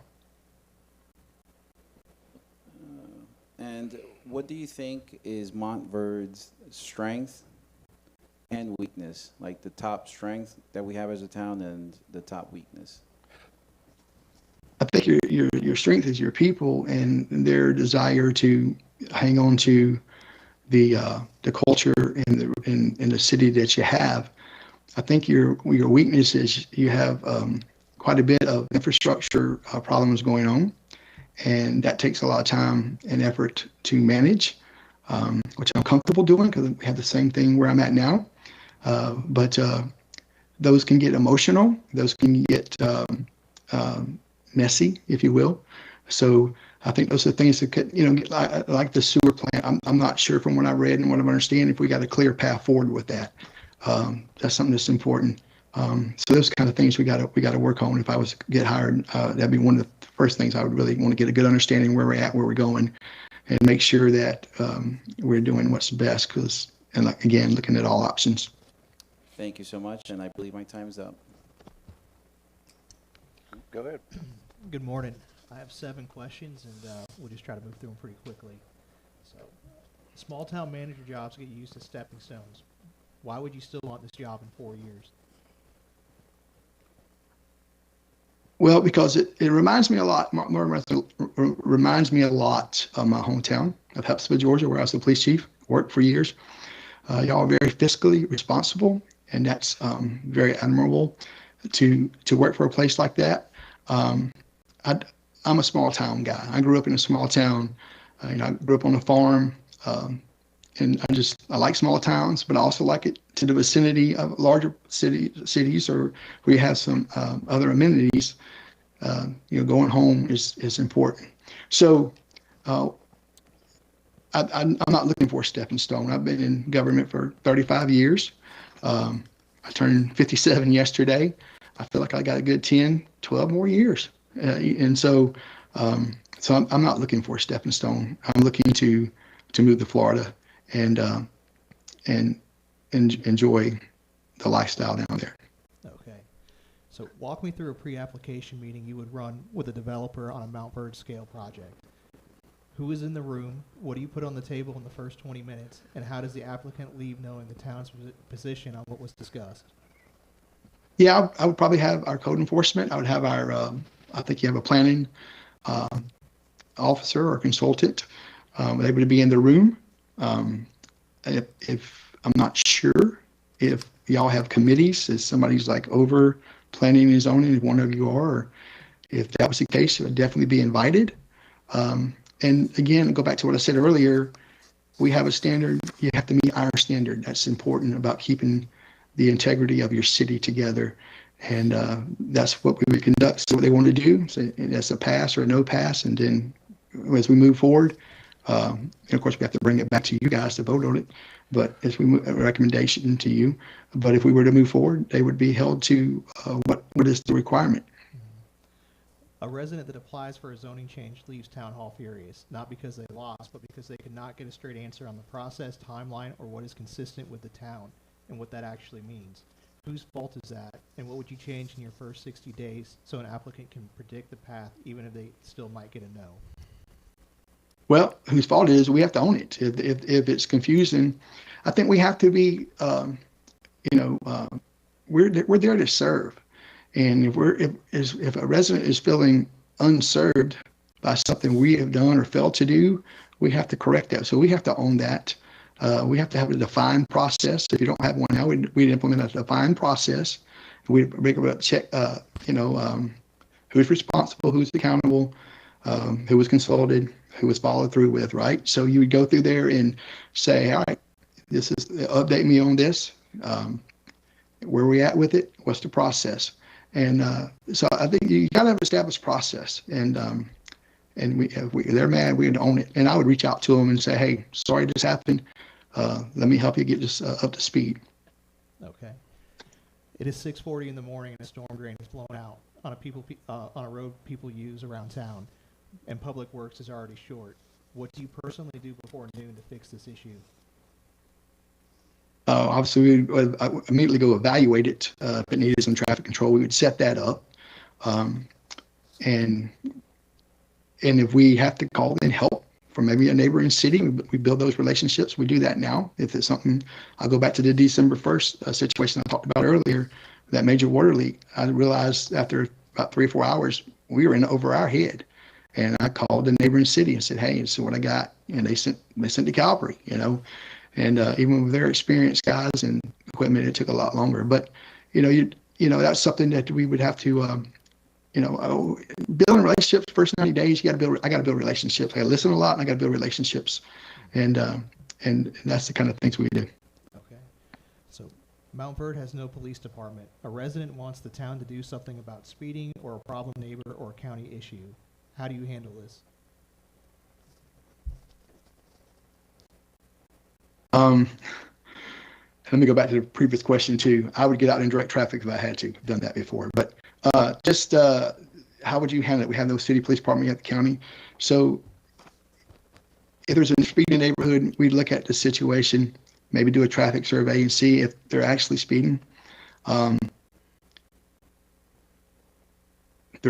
my experience, that people that are complaining about speeders are the people that live in the neighborhood. So we'd probably do a social media campaign, ask people to watch their speed. Social media is a powerful tool if it's used correctly. Maybe watch their speed, help us slow down, and then communicate with the county about some routine ride-through patrols. Just the presence of law enforcement a lot of times will slow those speeders down. Okay. Is that it? All right. Thank you.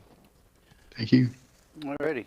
An administrator here works for a strong mayor. Is that how it's set up in Georgia? Yes, sir. My mayor is a strong mayor. Okay. So if you were to start working here, you would be a city manager working for a council manager government. That'd probably be a nice step for you from where you are. Can you, True.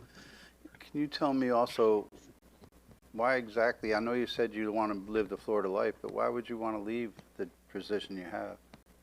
Yeah, sure. To leave the so let me answer the first part about the Florida life. But my wife owns a business. I'm actually in her office at home, but she owns a business and she does a lot of business in the Orlando and Carnaval area, and she's down there a lot. And I have a daughter and 4 beautiful grandchildren, just a couple of hours from you, so it's a lot quicker trip. So that obviously helps. Why I want to leave where I'm at now, there are challenges, right? And we've made a lot of great progress in 6 years I've been there. I'm very proud of it, what we've done. But as you just pointed out, I work for a strong mayor, and we and him get along great, excellent. He doesn't want me to leave. But at the same time, I'm 57. If I'm going to, I don't foresee myself being able to stay there many more years. Many more years. So it's time. It's time to move. I'm going to move, and that's really the reason. Is it's tough being the administrator, and there's other factors that are there. It's just time for me to leave. Yeah. If I was to get a hold of a council member, or a couple of council members that aren't there anymore, and talk to them about you, what do you feel that they would tell me about you? I listed one of them in my reference. I don't know if they actually talked to him or not, but I think it would be all positive. I feel quite sure it would be all positive. I work hard not to disappoint you guys, to make you look good, and to make the city look good. And I work, and I've always brought information early, so there's no surprises. I don't like surprises. I know you guys don't like surprises. I've done the same everywhere I've been. Had great conversations about decisions. We might not always agree on some of the decisions, but I always do, communicate those and understand and present my side professionally with data and other questions and other options. But I think you would. I can imagine any of the council people I've worked with or the commissioners I worked with in my previous city would have anything negative to say about my performance. Alrighty, and as far as grants for your city, how does that work there? Do you apply for them? Do you have other companies that apply for them? Sure. So some of the smaller ones I've done, like some of the smaller public safety grants. There's the power company grant. I've written those. They're not as complex as some of the bigger ones. I think it's too big of a risk for some of the bigger like infrastructure grants. Which got some Hurricane Helene resiliency funding, $8.6 million. My engineer wrote it for us, and I'm totally good with it.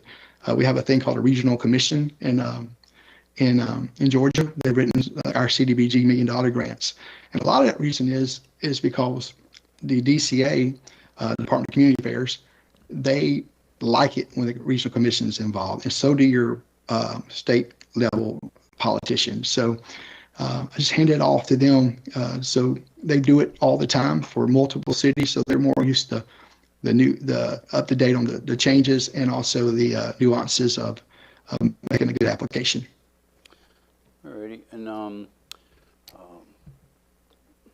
let's say you have a employee that isn't doing things correctly, and what kind of discipline or coaching would you do with that employee? Yeah, it's always privately. I usually bring them in and explain to them, hey, this is what I've observed. Everything. I usually check with them. It just depends. There's different level of problems, but sometimes they're personally got stuff going on at home that you don't know about. So you have to be somewhat there a little with empathy sometimes, but and even offer them a couple of days off to get their mind right. Sometimes I've done that, but it's always private. It's always encouraged. I see myself as a coach. When I graduated from high school, I either want to be a football coach or a police officer. So, but I see myself as a coach and try to train them to be better, try to train them to correct, and give them that opportunity to respond to that training. Alrighty, well, thank you very much. Thank you. I guess we went through everybody, so what we're going to do is go ahead and get back with you, but we have our 5 people who took their shot at you, and you did very well. Thank you, sir. Alrighty, thank you for coming and joining us today. Thank you for inviting me. You're welcome. Thank you. Thank you. All right, let's see. The next one is, where is it? Here it is. Next one is Chad Morris at 10:50. Got 9 minutes.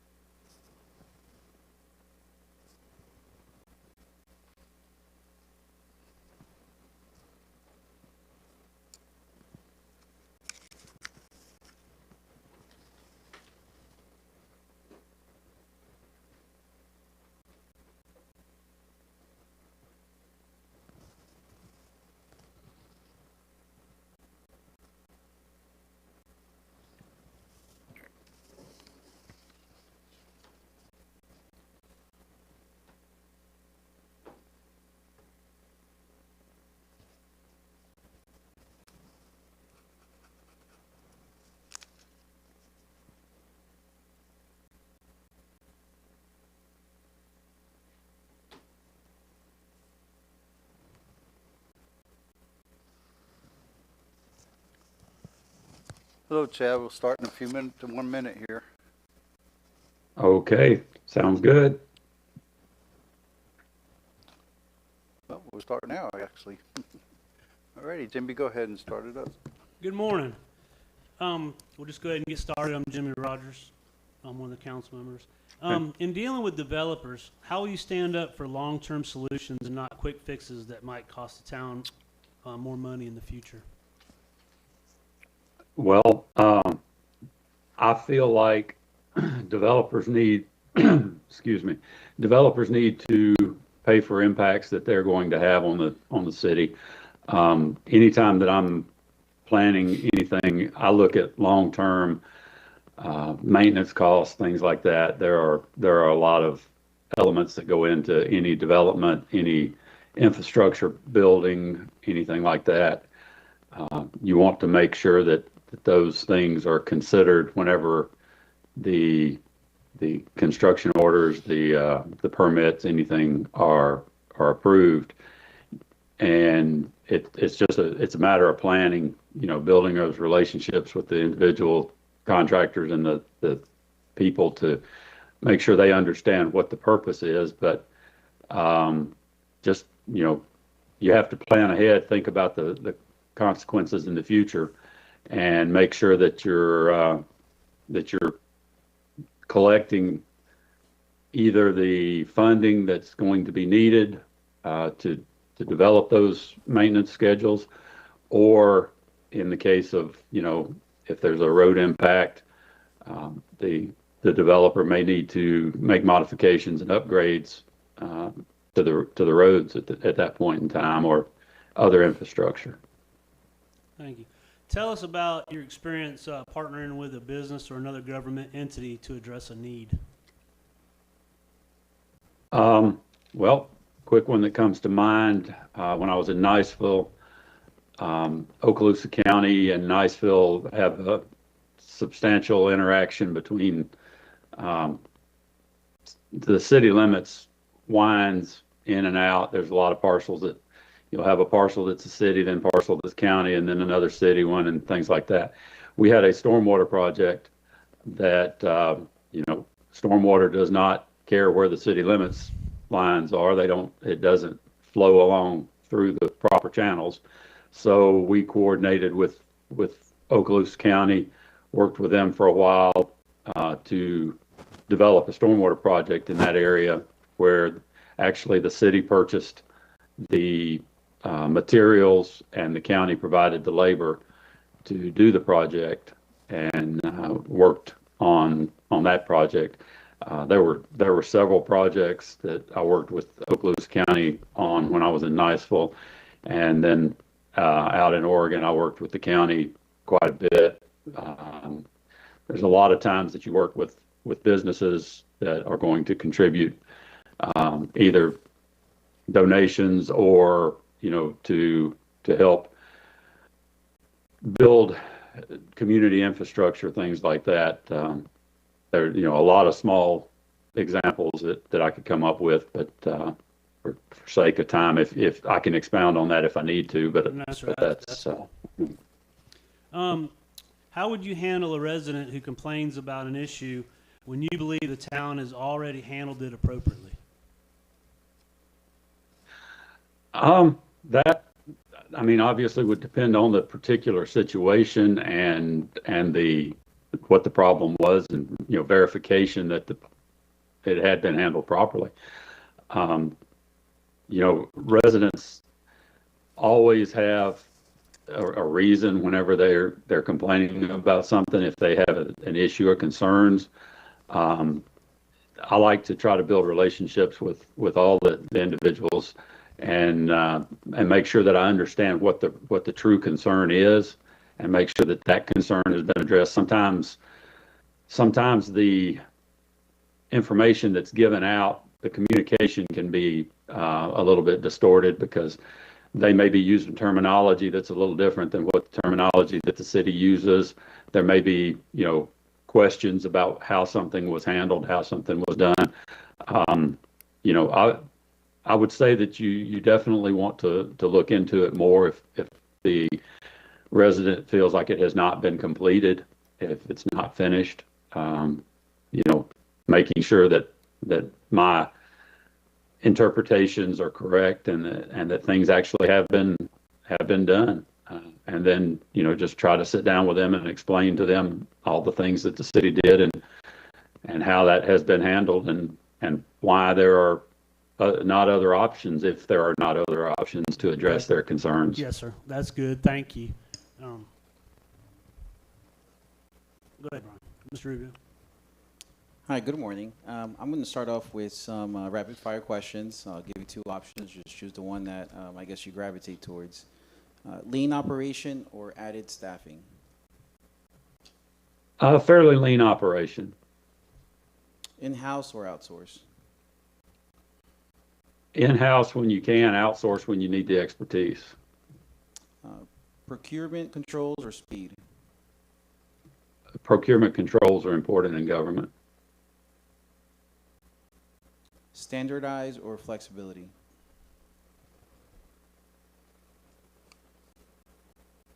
Well, I feel you can do both, but if I have to choose one that's more important, I'm going to say that flexibility in a small community is much more important. Hands-on or delegate? I'm hands-on. Detailed analysis or executive summary? Well, that depends on the situation. I like to have all the data before I make a decision, but I don't need all the data on everything that comes by every day. So if I have to choose one, I'd say detailed executive summary. Innovation or proven methods? I lean toward innovation a little bit, but there has to be data that backs it up. Strong controls or manager discretion?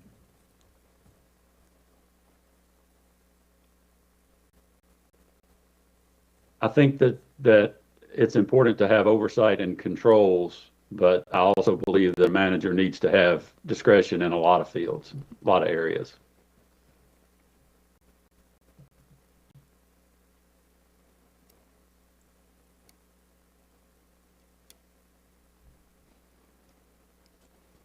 Plan first or execute first? Plan first. Efficiency or redundancy? Efficiency is critical. All right, so that's it for the rapid fire questions. I'll move on. Let's see. What would you say is your strongest skill, and then also the weakest skill? I would say that my strongest skill is that I am pretty good at building relationships with individuals. I enjoy getting to know people and taking the time to understand their points of view and their concerns. Probably, if I have to point out a weakness, it's that I like to have a lot of data before I make a decision. I want to make sure that I'm making what I consider to be the right decision, and I'm getting better at not having to have all of the data, but I still want to have I want to have enough data that I'm comfortable that the decision is the correct decision. What would you say is the biggest challenge for Montverde? From everything that I've seen and a quick visit that I made a couple of weeks ago, I think that the pressure of growth versus stability is probably the foremost concern at this point. The most challenging thing that I have seen in city government is managing growth in such a way that it doesn't negatively impact the culture and the atmosphere of a town, and that is where I believe Montverde is now.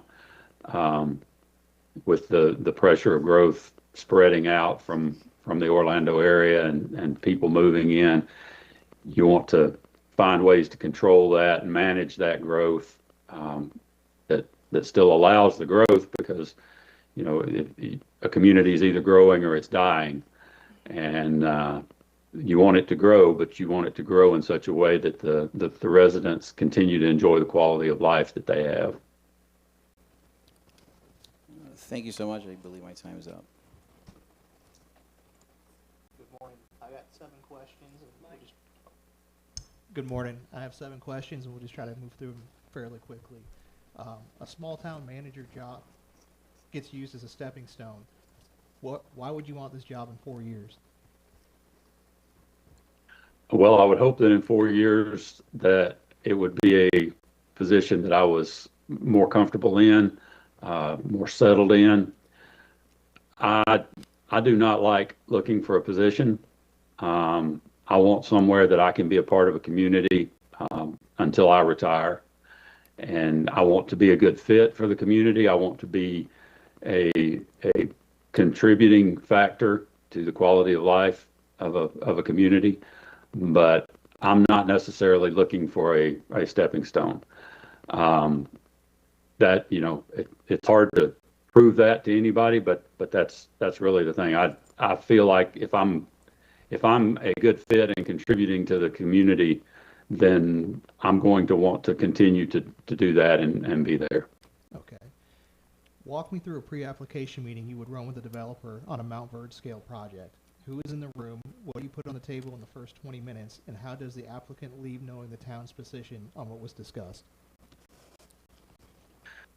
Well, the people that would be in the room would be the developer, obviously, a representative of the developer, myself, the people that are in permitting, engineers. There would be somebody that would be looking at things for a pre-application meeting. There's not a severe amount of detail involved as far as engineering and things like that goes, but there would be enough key stakeholders in the project, depending on the project itself, to make sure that the needs and the guidelines that are set by the city are met, that there's nothing going to be overlooked from a infrastructure standpoint. What are the needs of the infrastructure, things like that. There just needs to be a lot of conversation about what the project is, how well it's going to fit, how the developer is willing to work with the town to make sure that things fit. And then there would be a lot of discussion among key stakeholders afterwards. Discussions with the council in some cases, if that's appropriate. If there are things that need to be addressed with the developer, hopefully my relationships, building my connections with those people, so that their engineers know what we're looking for.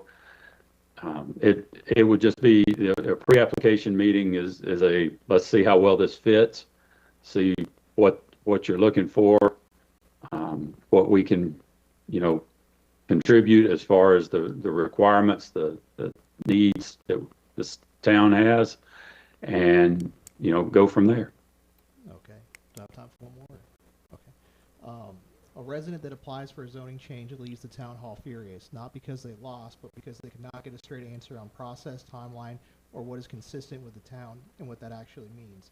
Whose failure is that? And what would you change in the first 60 days so an applicant can predict the path, even if they still might get a no? Well, that bounces back over to that standardization question that was given a few minutes ago. There needs to be a standard application process. Everybody that's involved in the process needs to know what that process is.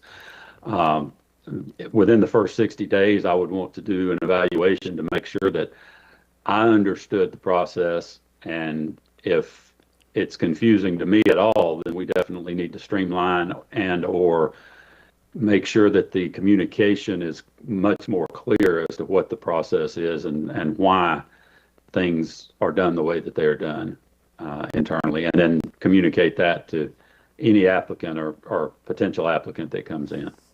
Okay, thank you. All right, thank you very much. Can you tell me why you want to leave Milton? Why not just stay there and hang out in that city? I know you left in October, if I'm right? Yeah, actually, there's two different Miltons involved in my resume. My property in Florida is in Milton. It has a Milton address in Santa Rosa County, Florida, and that's where I'm at now. I'm actually back in Florida, up in the Panhandle now. Milton Freewater in Oregon, the council there, as my information says, the council terminated my contract because after we had a couple of new council members came in, they decided that they were looking at a little bit different direction, and that felt like I was not a good fit for that direction that they were wanting to go. There was, no accusation or implication of any misconduct, anything like that. But once that occurred, I started looking around. I have, most of my experience is in Florida in city government, and I'm a lot more comfortable. I understand the way that Florida government works, the way that regulations work in Florida. Oregon is a little bit different world when it comes to municipal government and things.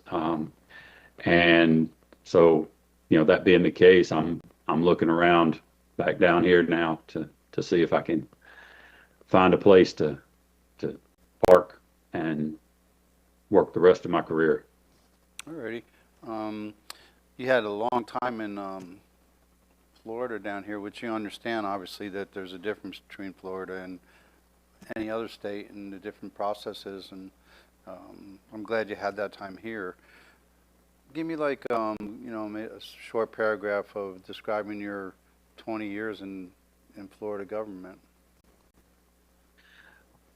Well, it was very enjoyable. I started off I built the IT department for the city of Niceville and worked my way up. From there, I took on some additional roles. Was purchasing director, was special projects manager, did a little bit of grant work for them for a while. My city, I worked up to deputy manager as when I was, I guess about 12, 13 years ago now. I talked with my city manager and at the time and told him that I had decided I wanted to stay in public service and that I was interested in going into management administration. And he helped me, no official mentorship or anything like that, but he gave me a lot of opportunities, gave me a lot of job duties, tasks. When I got the deputy manager position, it was because he created a deputy manager position. We did not have one before that. I had been doing the job for quite a while. And, I got the title, but there was no change in duty or change in pay, either one, when I got that title. So it was a real learning experience. And when he retired, he had been our city manager in Niceville for 51 years. And that, I feel like I learned a lot from him. And part of that was building those relationships and getting to know the processes. That's, I understand how state government works. I understand how to, find the people that I need to talk to get things done for the city, for the town. I just, it was a very educational opportunity the whole time I was there. I enjoyed getting up and going to work every morning. Some days not quite as much as others, but in general. And there's just a lot that I can say about it, but sort of hard to do that in a very brief interview. I'm more than happy to expound on that that anybody wants to hear. Alrighty. I guess what would be something in the two positions you had, one in, what was it, Oregon? And one Yes. in the position that you had as the deputy city manager.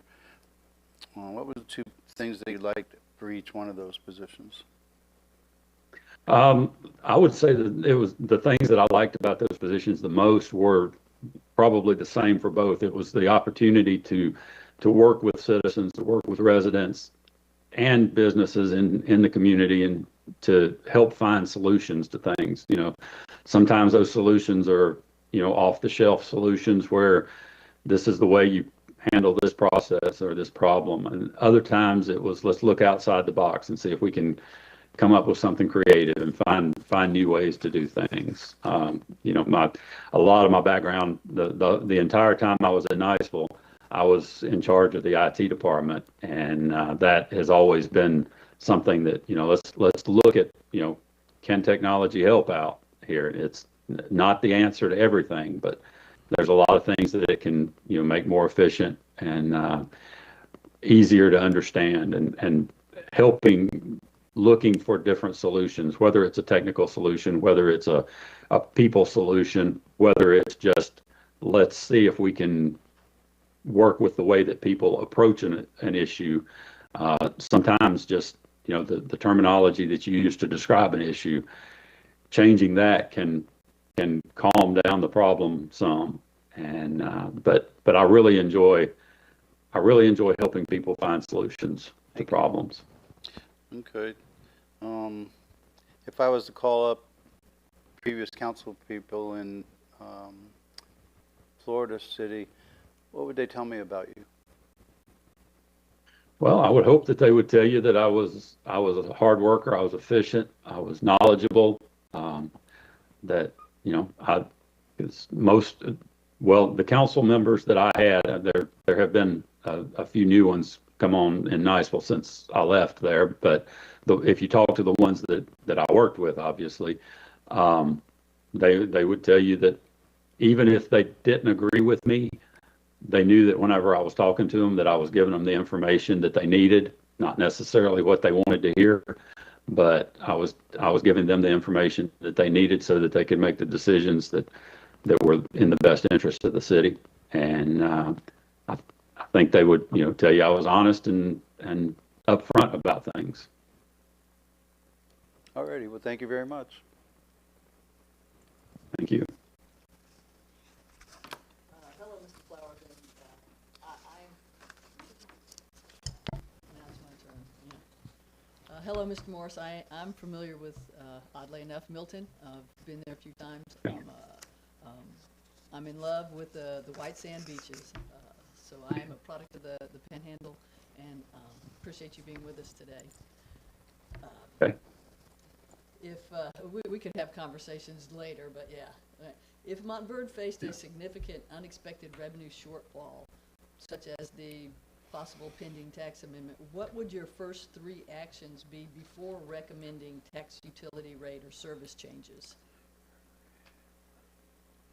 Well, in this situation, going into a new community, my first thought, really with or without the revenue shortfall, but definitely with that potential revenue shortfall, is to evaluate the operations, make sure that there's not funding available that could be used more efficiently. You know, let's see if there are ways to improve our ability to provide services and provide those in a manner that meets the needs of the residents. There are so many variables around that reduction, and the different organizations have different ways of operating. They have different things that have been done over the years. Some cities and towns have bloated budgets that have, you know, gone up more than they need to because the funding was available. And then there are organizations that absolutely have not. They have stayed where they needed to be. With Montverde's millage rate being as low as it is, My first impression is that that's not a bloated government by any means, and I would say that the first thing is to look at potential for excess funds in the budget already. Then the next step is to evaluate what can be trimmed, what services are we providing that are not absolutely necessary, what can we back off of, and part of that absolute necessary is also what the residents expect and what they want, and then finding ways to communicate with them to make sure that they understand what the situation is. Yes, sir. Thank you very much. What do you believe is the proper relationship between a town manager and the council? Where is the line between policy direction and administrative authority for you? Well, I feel like, in an ideal world, which absolutely does not work in a small town, but in an ideal world, the council would talk to the manager talks to the staff and team members under them. There doesn't need to be any interaction between council and staff. Absolutely not possible in a town, even 10 times. Niceville, it wasn't possible there, and Niceville's got 17,000 people. So what I guess I don't have a definite line in the sand, but there is a line where the city or town manager needs to be the one that is giving instructions to the staff. Communication with staff is acceptable. I ask my staff to let me know anytime they've had communications with the council so that I know what the council's being told. So I can prepare for any additional questions, or I know what knowledge they have and things like that. But I feel like it's the manager's job to run the operations of the city. It's the council's job to tell the manager where they want the city to go. And, the manager is an advisor to the council. I tell the council what I feel like they need to know in order to do their job. That does not necessarily mean that I'm telling them what they want to hear. But at the end of the day, for example, in a budget scenario, I may recommend rate increases. That doesn't mean that I'm going to get all bent out of shape if the council does not give me those rate increases. I will operate under whatever budgetary constraints I'm given by the council, because that's the council's job. But it's my job to tell the council what I feel professionally is needed in that position. So I guess that's I'm driving the boat. The council's telling me where we're going. Excellent. Thank you. And I believe that's my time. Thank you very much. All righty. Well, we're gonna be discussing everything on Monday, all the interviews, and we will definitely get back to you right after that. Okay, that sounds good to me. Thank you. You did a great job. Oh. Thank you. Thank you. Y'all have a good one. You too. Yes, you too. Bye. Thank you. All right, let's see. The next one is 11:30.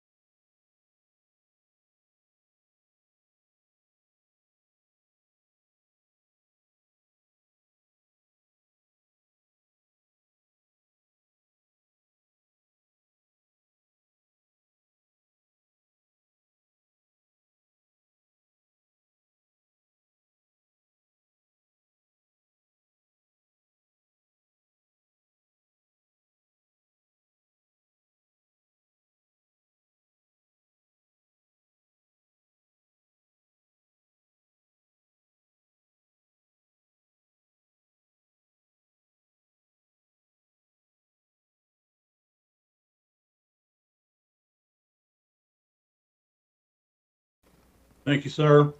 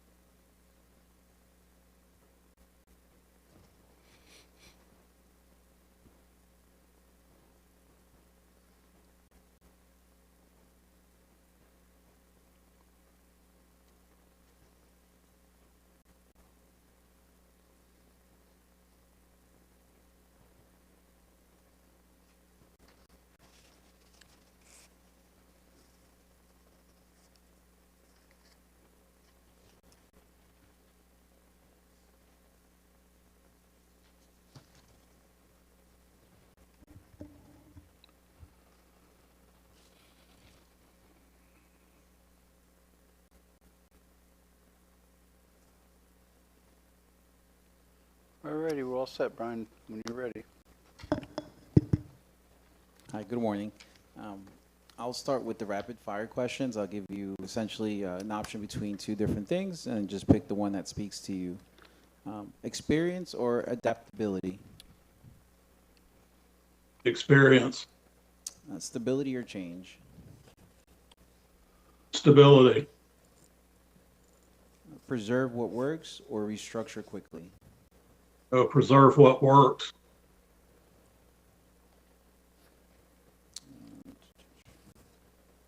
Maintenance or expansion? I think a little of both. Expansion's always good or usually good. Let's see, staff autonomy or close oversight? Oh, staff autonomy. Detailed analysis or executive summary? Detailed analysis. Proactive or reactive management? Proactive. Experience-based instinct or fresh analysis? Again, a combination of both. I would say instinct sometimes works. Let's see. Institutional stability or organizational reset? Institutional stability. Early changes or a 90-day evaluation? Oh, 90 days at least. Measured outcomes or trust experience? Measured outcomes.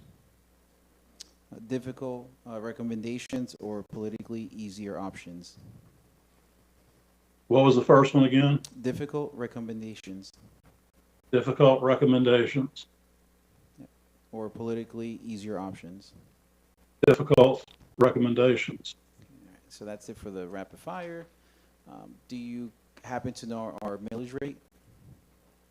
I know it's less than 3 mils, somewhere about mid twos. Do you currently know our general fund budget? 2,400,000, I believe is what it is. Let's see. What would you say is your strongest and weakest skill as a town manager? Strongest skill would be people, listening to what they've got to say. My weakest skill always has been, always will be, termination. I hate it. I understand that it has to be done. I've done it before. I'll do it again, but I don't like it. All right. So this one's more open-ended. How do you respond when a council member challenge your recommendation and you believe they do not fully understand the issue? Meetings, open dialogue, listening to their side, trying to get them to listen to my side, trying to meet somewhere in the middle ground. Let's see. So you obviously have a few decades of experience, municipality experience, and you've probably seen many issues. How do you make sure that experience does not cause you to move to a solution faster than the council has been brought along and fully understands how you got there? That's difficult, to say the least. You do the best you can. I try to keep council informed along the way as much as possible. Sometimes you slip, but you try to do the best you can so the outcome becomes a little easier. In a community, obviously, the size of ours, how much of your time should you be spending personally interacting with residents, like at any point, I guess? Quite a bit, because they're used to their ways, small town, and change is coming. There's no doubt. Trying to get them to understand, meeting with them again, open door policy. I fully believe in that, and getting to know them getting to know me. All right. And I believe last question, would you describe your management style? Very participatory, always has been. Back during the hurricanes that we had several years ago, I was out and amongst the crews. I'd do it again. I want to know what's going on. The worker on the side of the road, what are you doing? How's it going? Need water? That type of thing. I'm there. Participatory. Thank you so much. I believe my time's up. Great, thank you. Good morning. I have Good morning. 7 questions. We'll try to run through them pretty quickly. So, Okay. small town manager jobs get used as stepping stones. Why would you still want this job in 4 years? My roots run way deep in Lake County, and even deeper in South Lake County. I would like to continue my work there. I know still many of the people that live there, work there, in and out of government, and small towns have been my niche. As you probably read, I was the mayor of Mineola, a strong mayor form of government at the time. I went on to become the first city manager of Mascot, which at the time was 51% Hispanic. Enjoyed that time very much. We made inroads that have never been made before. And I enjoyed the people. I enjoyed the politics too. So walk me through a pre-application meeting you would run with the developer on a Montverde scale project. Who is in the room? What do you put on the table in the first 20 minutes? And how does the applicant leave knowing the town's position on what was discussed? I would definitely want my planners there. We would have already discussed prior to this meeting, in another meeting, how they feel, the planners that is. I would have already talked to, at some point, the developer. I want to know the project in and out. And I would be very much involved in that. I've been accused in the past in the larger towns of being too involved, but I believe it's my job to know what's going on so I can relay that information to the council and be at least a half a step, if that's possible, ahead of the public, because they're going to have questions too. Was there more to that question? No, that's plenty. So a resident that applies for a zoning change leaves the town hall furious, not because they lost, but because they could not get a straight answer on process, timeline, or what is consistent with the town and what that actually means. Whose failure is that, and what would you change in the first 60 days so an applicant can predict the path, even if they still might get a no? I don't like, nor have I ever liked, the answer no.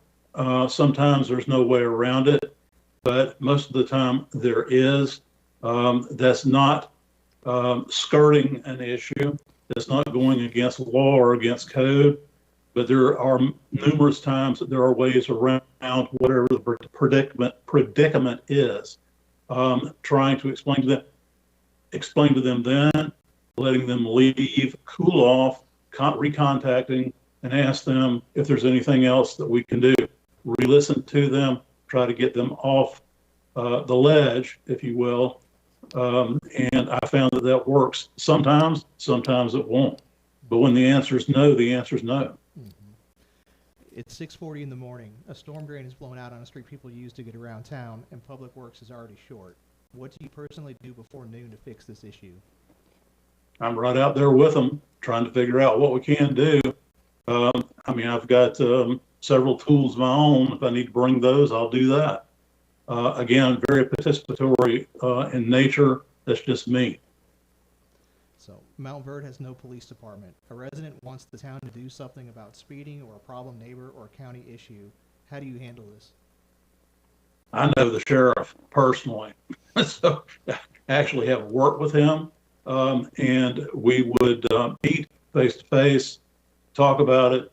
I actually was a police officer. I understand the speeding issues. Sometimes there's very little that you can do. Trying to explain that to the public, not so easy. But trying to get the sheriff to do more, sometimes that'll work, sometimes it won't. Okay.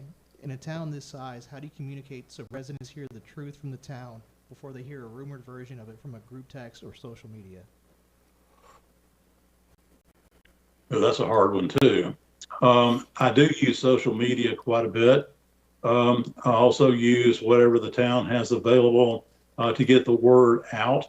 But I also make myself available 24/7 if I don't need a nap or sleep. But there are many ways to do that, newsletters, that type of thing. Okay.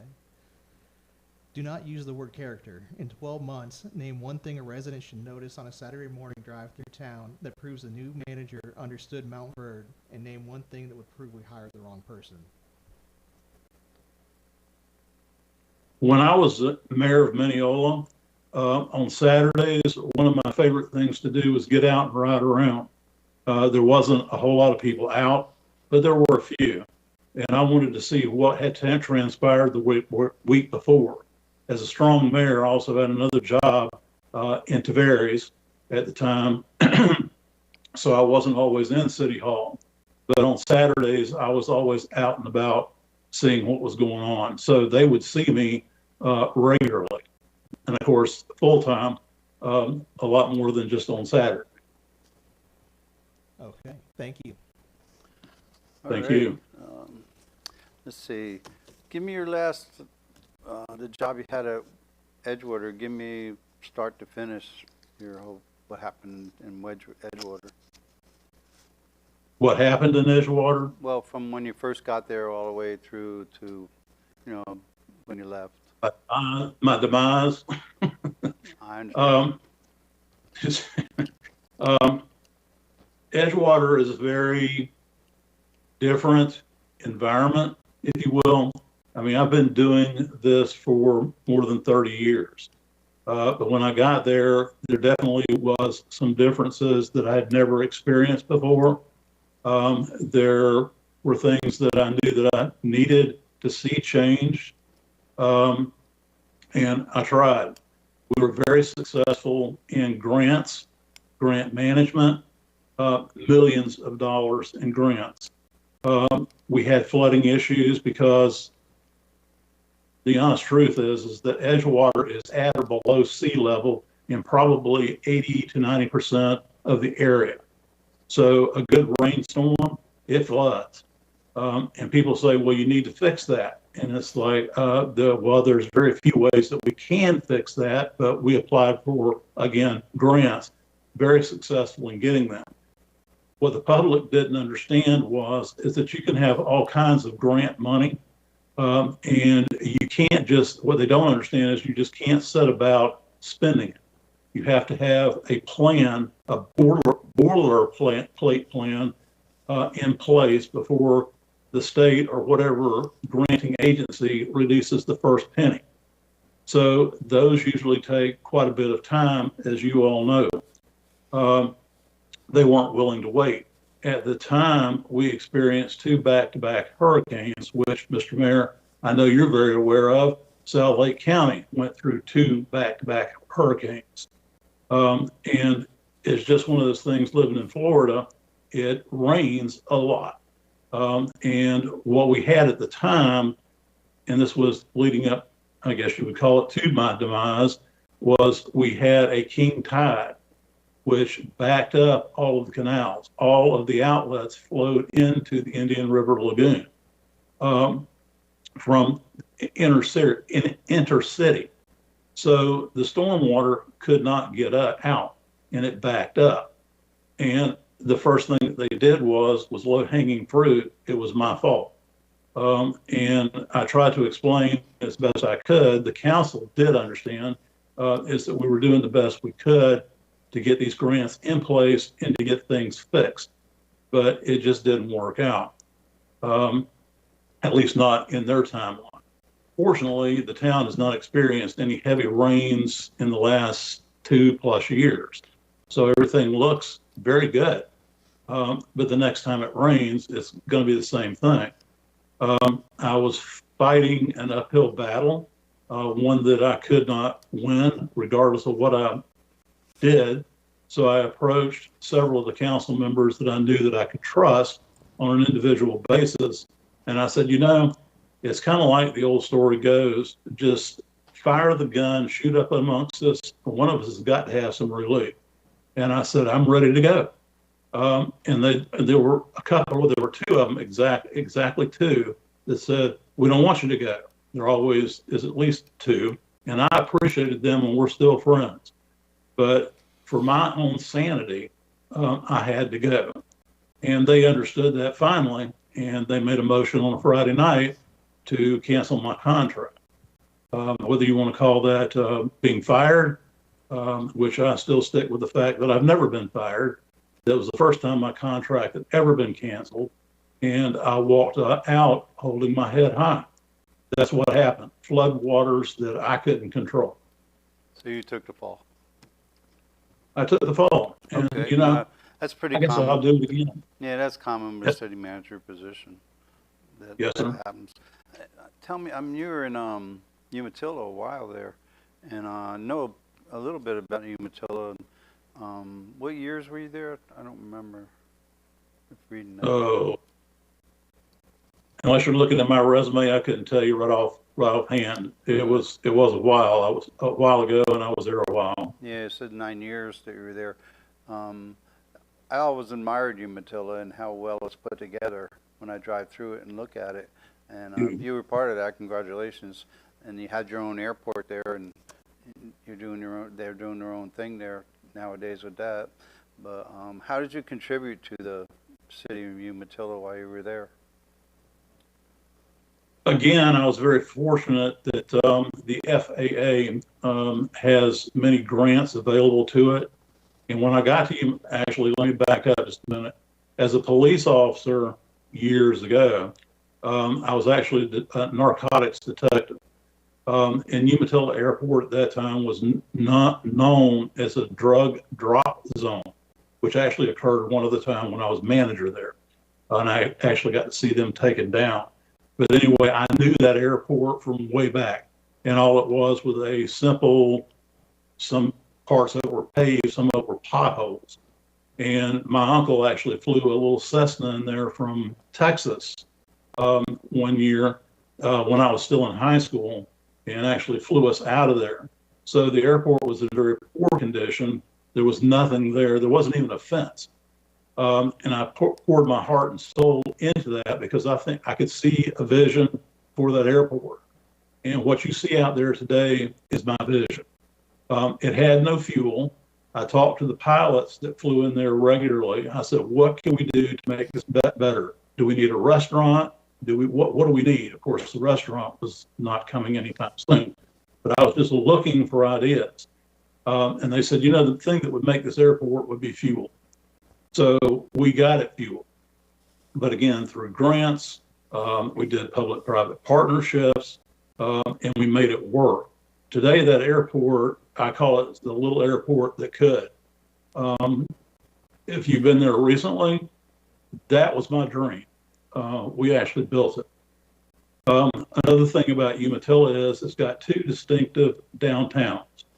One is right on State Road 19 going north. You drive right through it. It was dismal. There was a drug house that was right on State Road 19, that I personally have walked through as the manager, not the apartment building, but the sidewalk in front of it. And they would throw roaches, marijuana cigarettes, down on the sidewalk as you walk by. Talking to the police department, we're doing the best we can. I'd been there before, I understood that.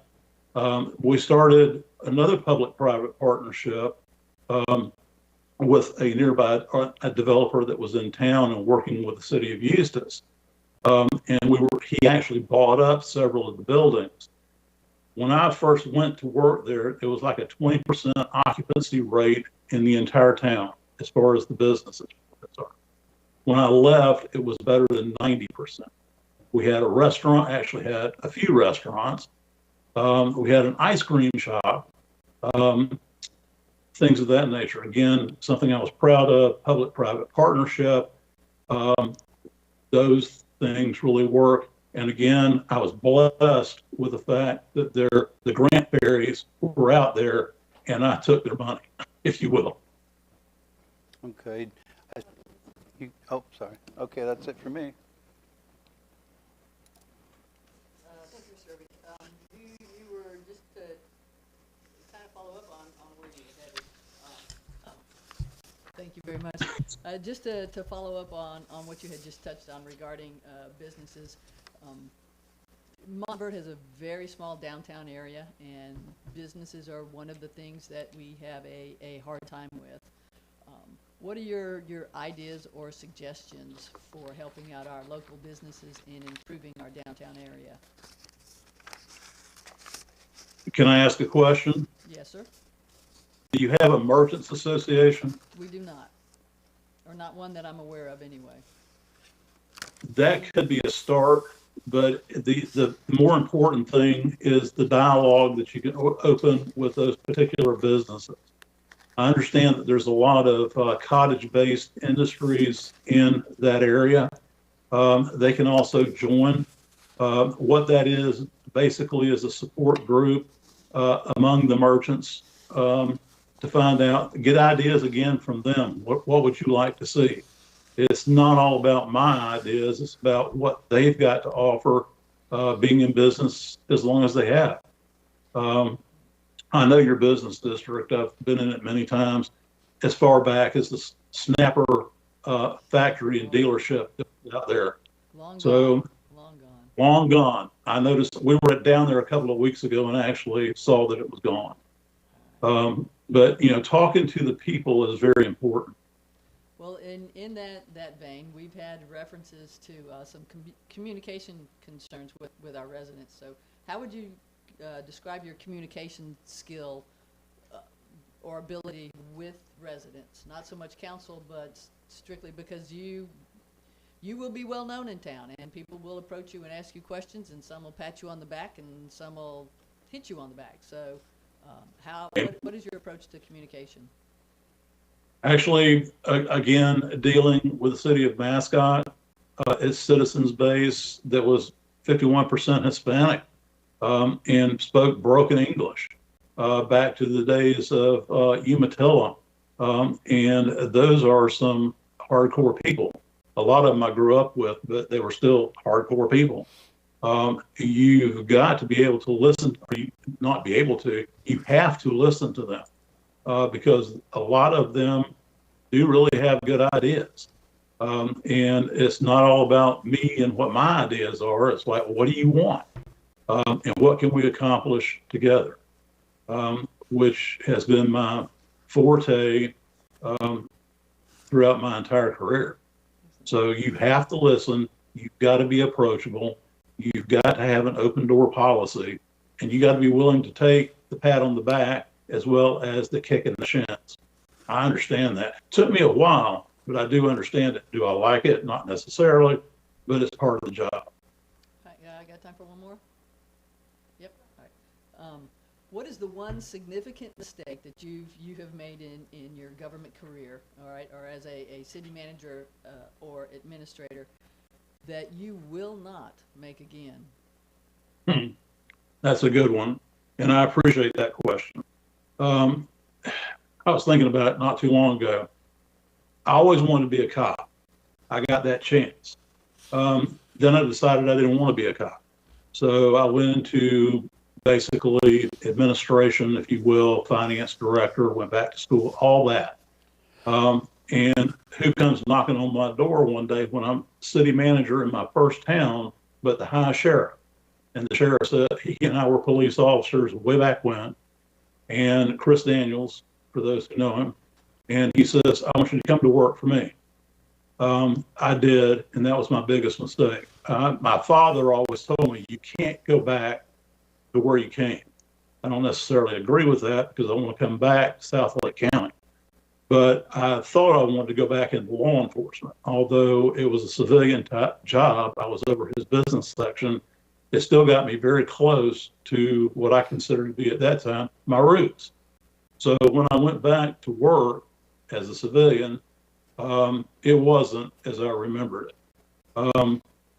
And I lasted about 2 years, and I went to him and I said, you know what, I need out. And I would say that, and he and again were friends until the day he died, but just I couldn't do it.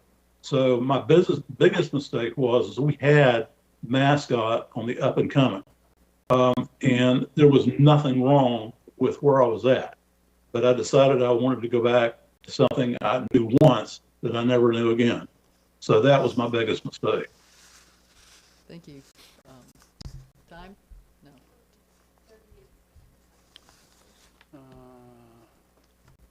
Jimmy? Yeah. 30 seconds. Go for it. Okay.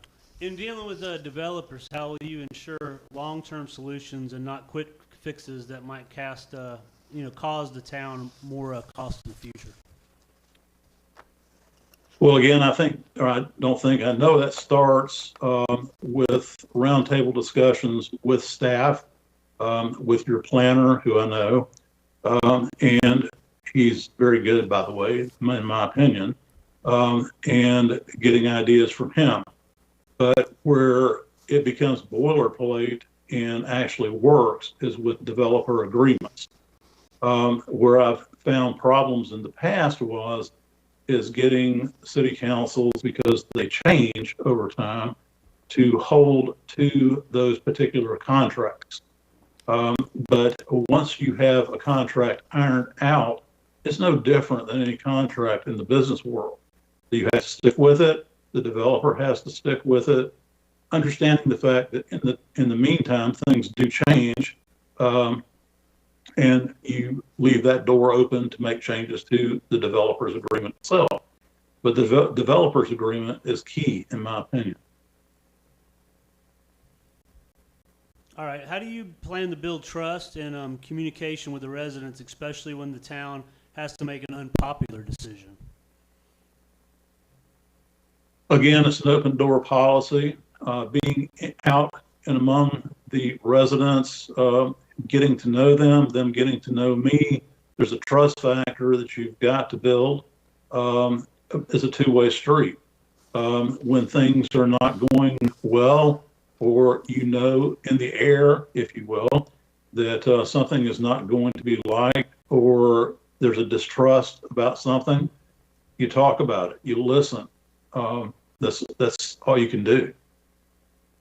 Okay. Last one. At the end of your first year, what would you like the council and the residents to see as your accomplishments? A cohesive unit. It's starting out. I mean, I've watched your council meetings. I believe you were very cohesive in nature. I would like that to continue or solidify. I believe that's very important. And the project y'all have got out there, I had no idea. To see those come to fruition is a big deal. And I'd really like to get my hands dirty with them. So all of that combined at the end of year one, understanding there's no way I don't think you get all this project done in a year. And that's okay, as long as they're coming to fruition and people are seeing it. That's what I would like. All right. Thank you. All righty. Well, thank you very much, Glenn. We're going to get together at a meeting pretty soon and talk about the candidates and get right back to you. You did good. Thank you very much, sir. Thank you. Have a Thank good you. day. Thank you. You too. Bye-bye. Before we conclude the meeting, just want to coordinate with you on the September 4th meeting. That's next Friday. Is 8 a.m. okay to begin that meeting as well? That's when you wanted to do the in-person interviews. And we're trying to figure out posting of the meeting agenda. How about 9? Is 9 okay with you guys? I'm flexible. I've heard of you on Joe. Brian? Yeah, I'm indifferent. Okay. 9? Let's do 9. Okay, so 9 a.m. 8 o'clock came early. Okay. And then how much time would you like with each of the applicants to A couple interview them days in each. person? Couple days each. But realistically, what do you guys think? An hour or a half hour? I don't know. It was going pretty good. 40 minutes. 45 minutes to an 45. hour. Yeah. 45 minutes to an hour for each? Is that good, Brian? Yep. Okay. Okay. 45 All right. good? Okay. Very good. Thank you. Thank you. Great job, girls. We appreciate all your work today. And that's it. We're done, right?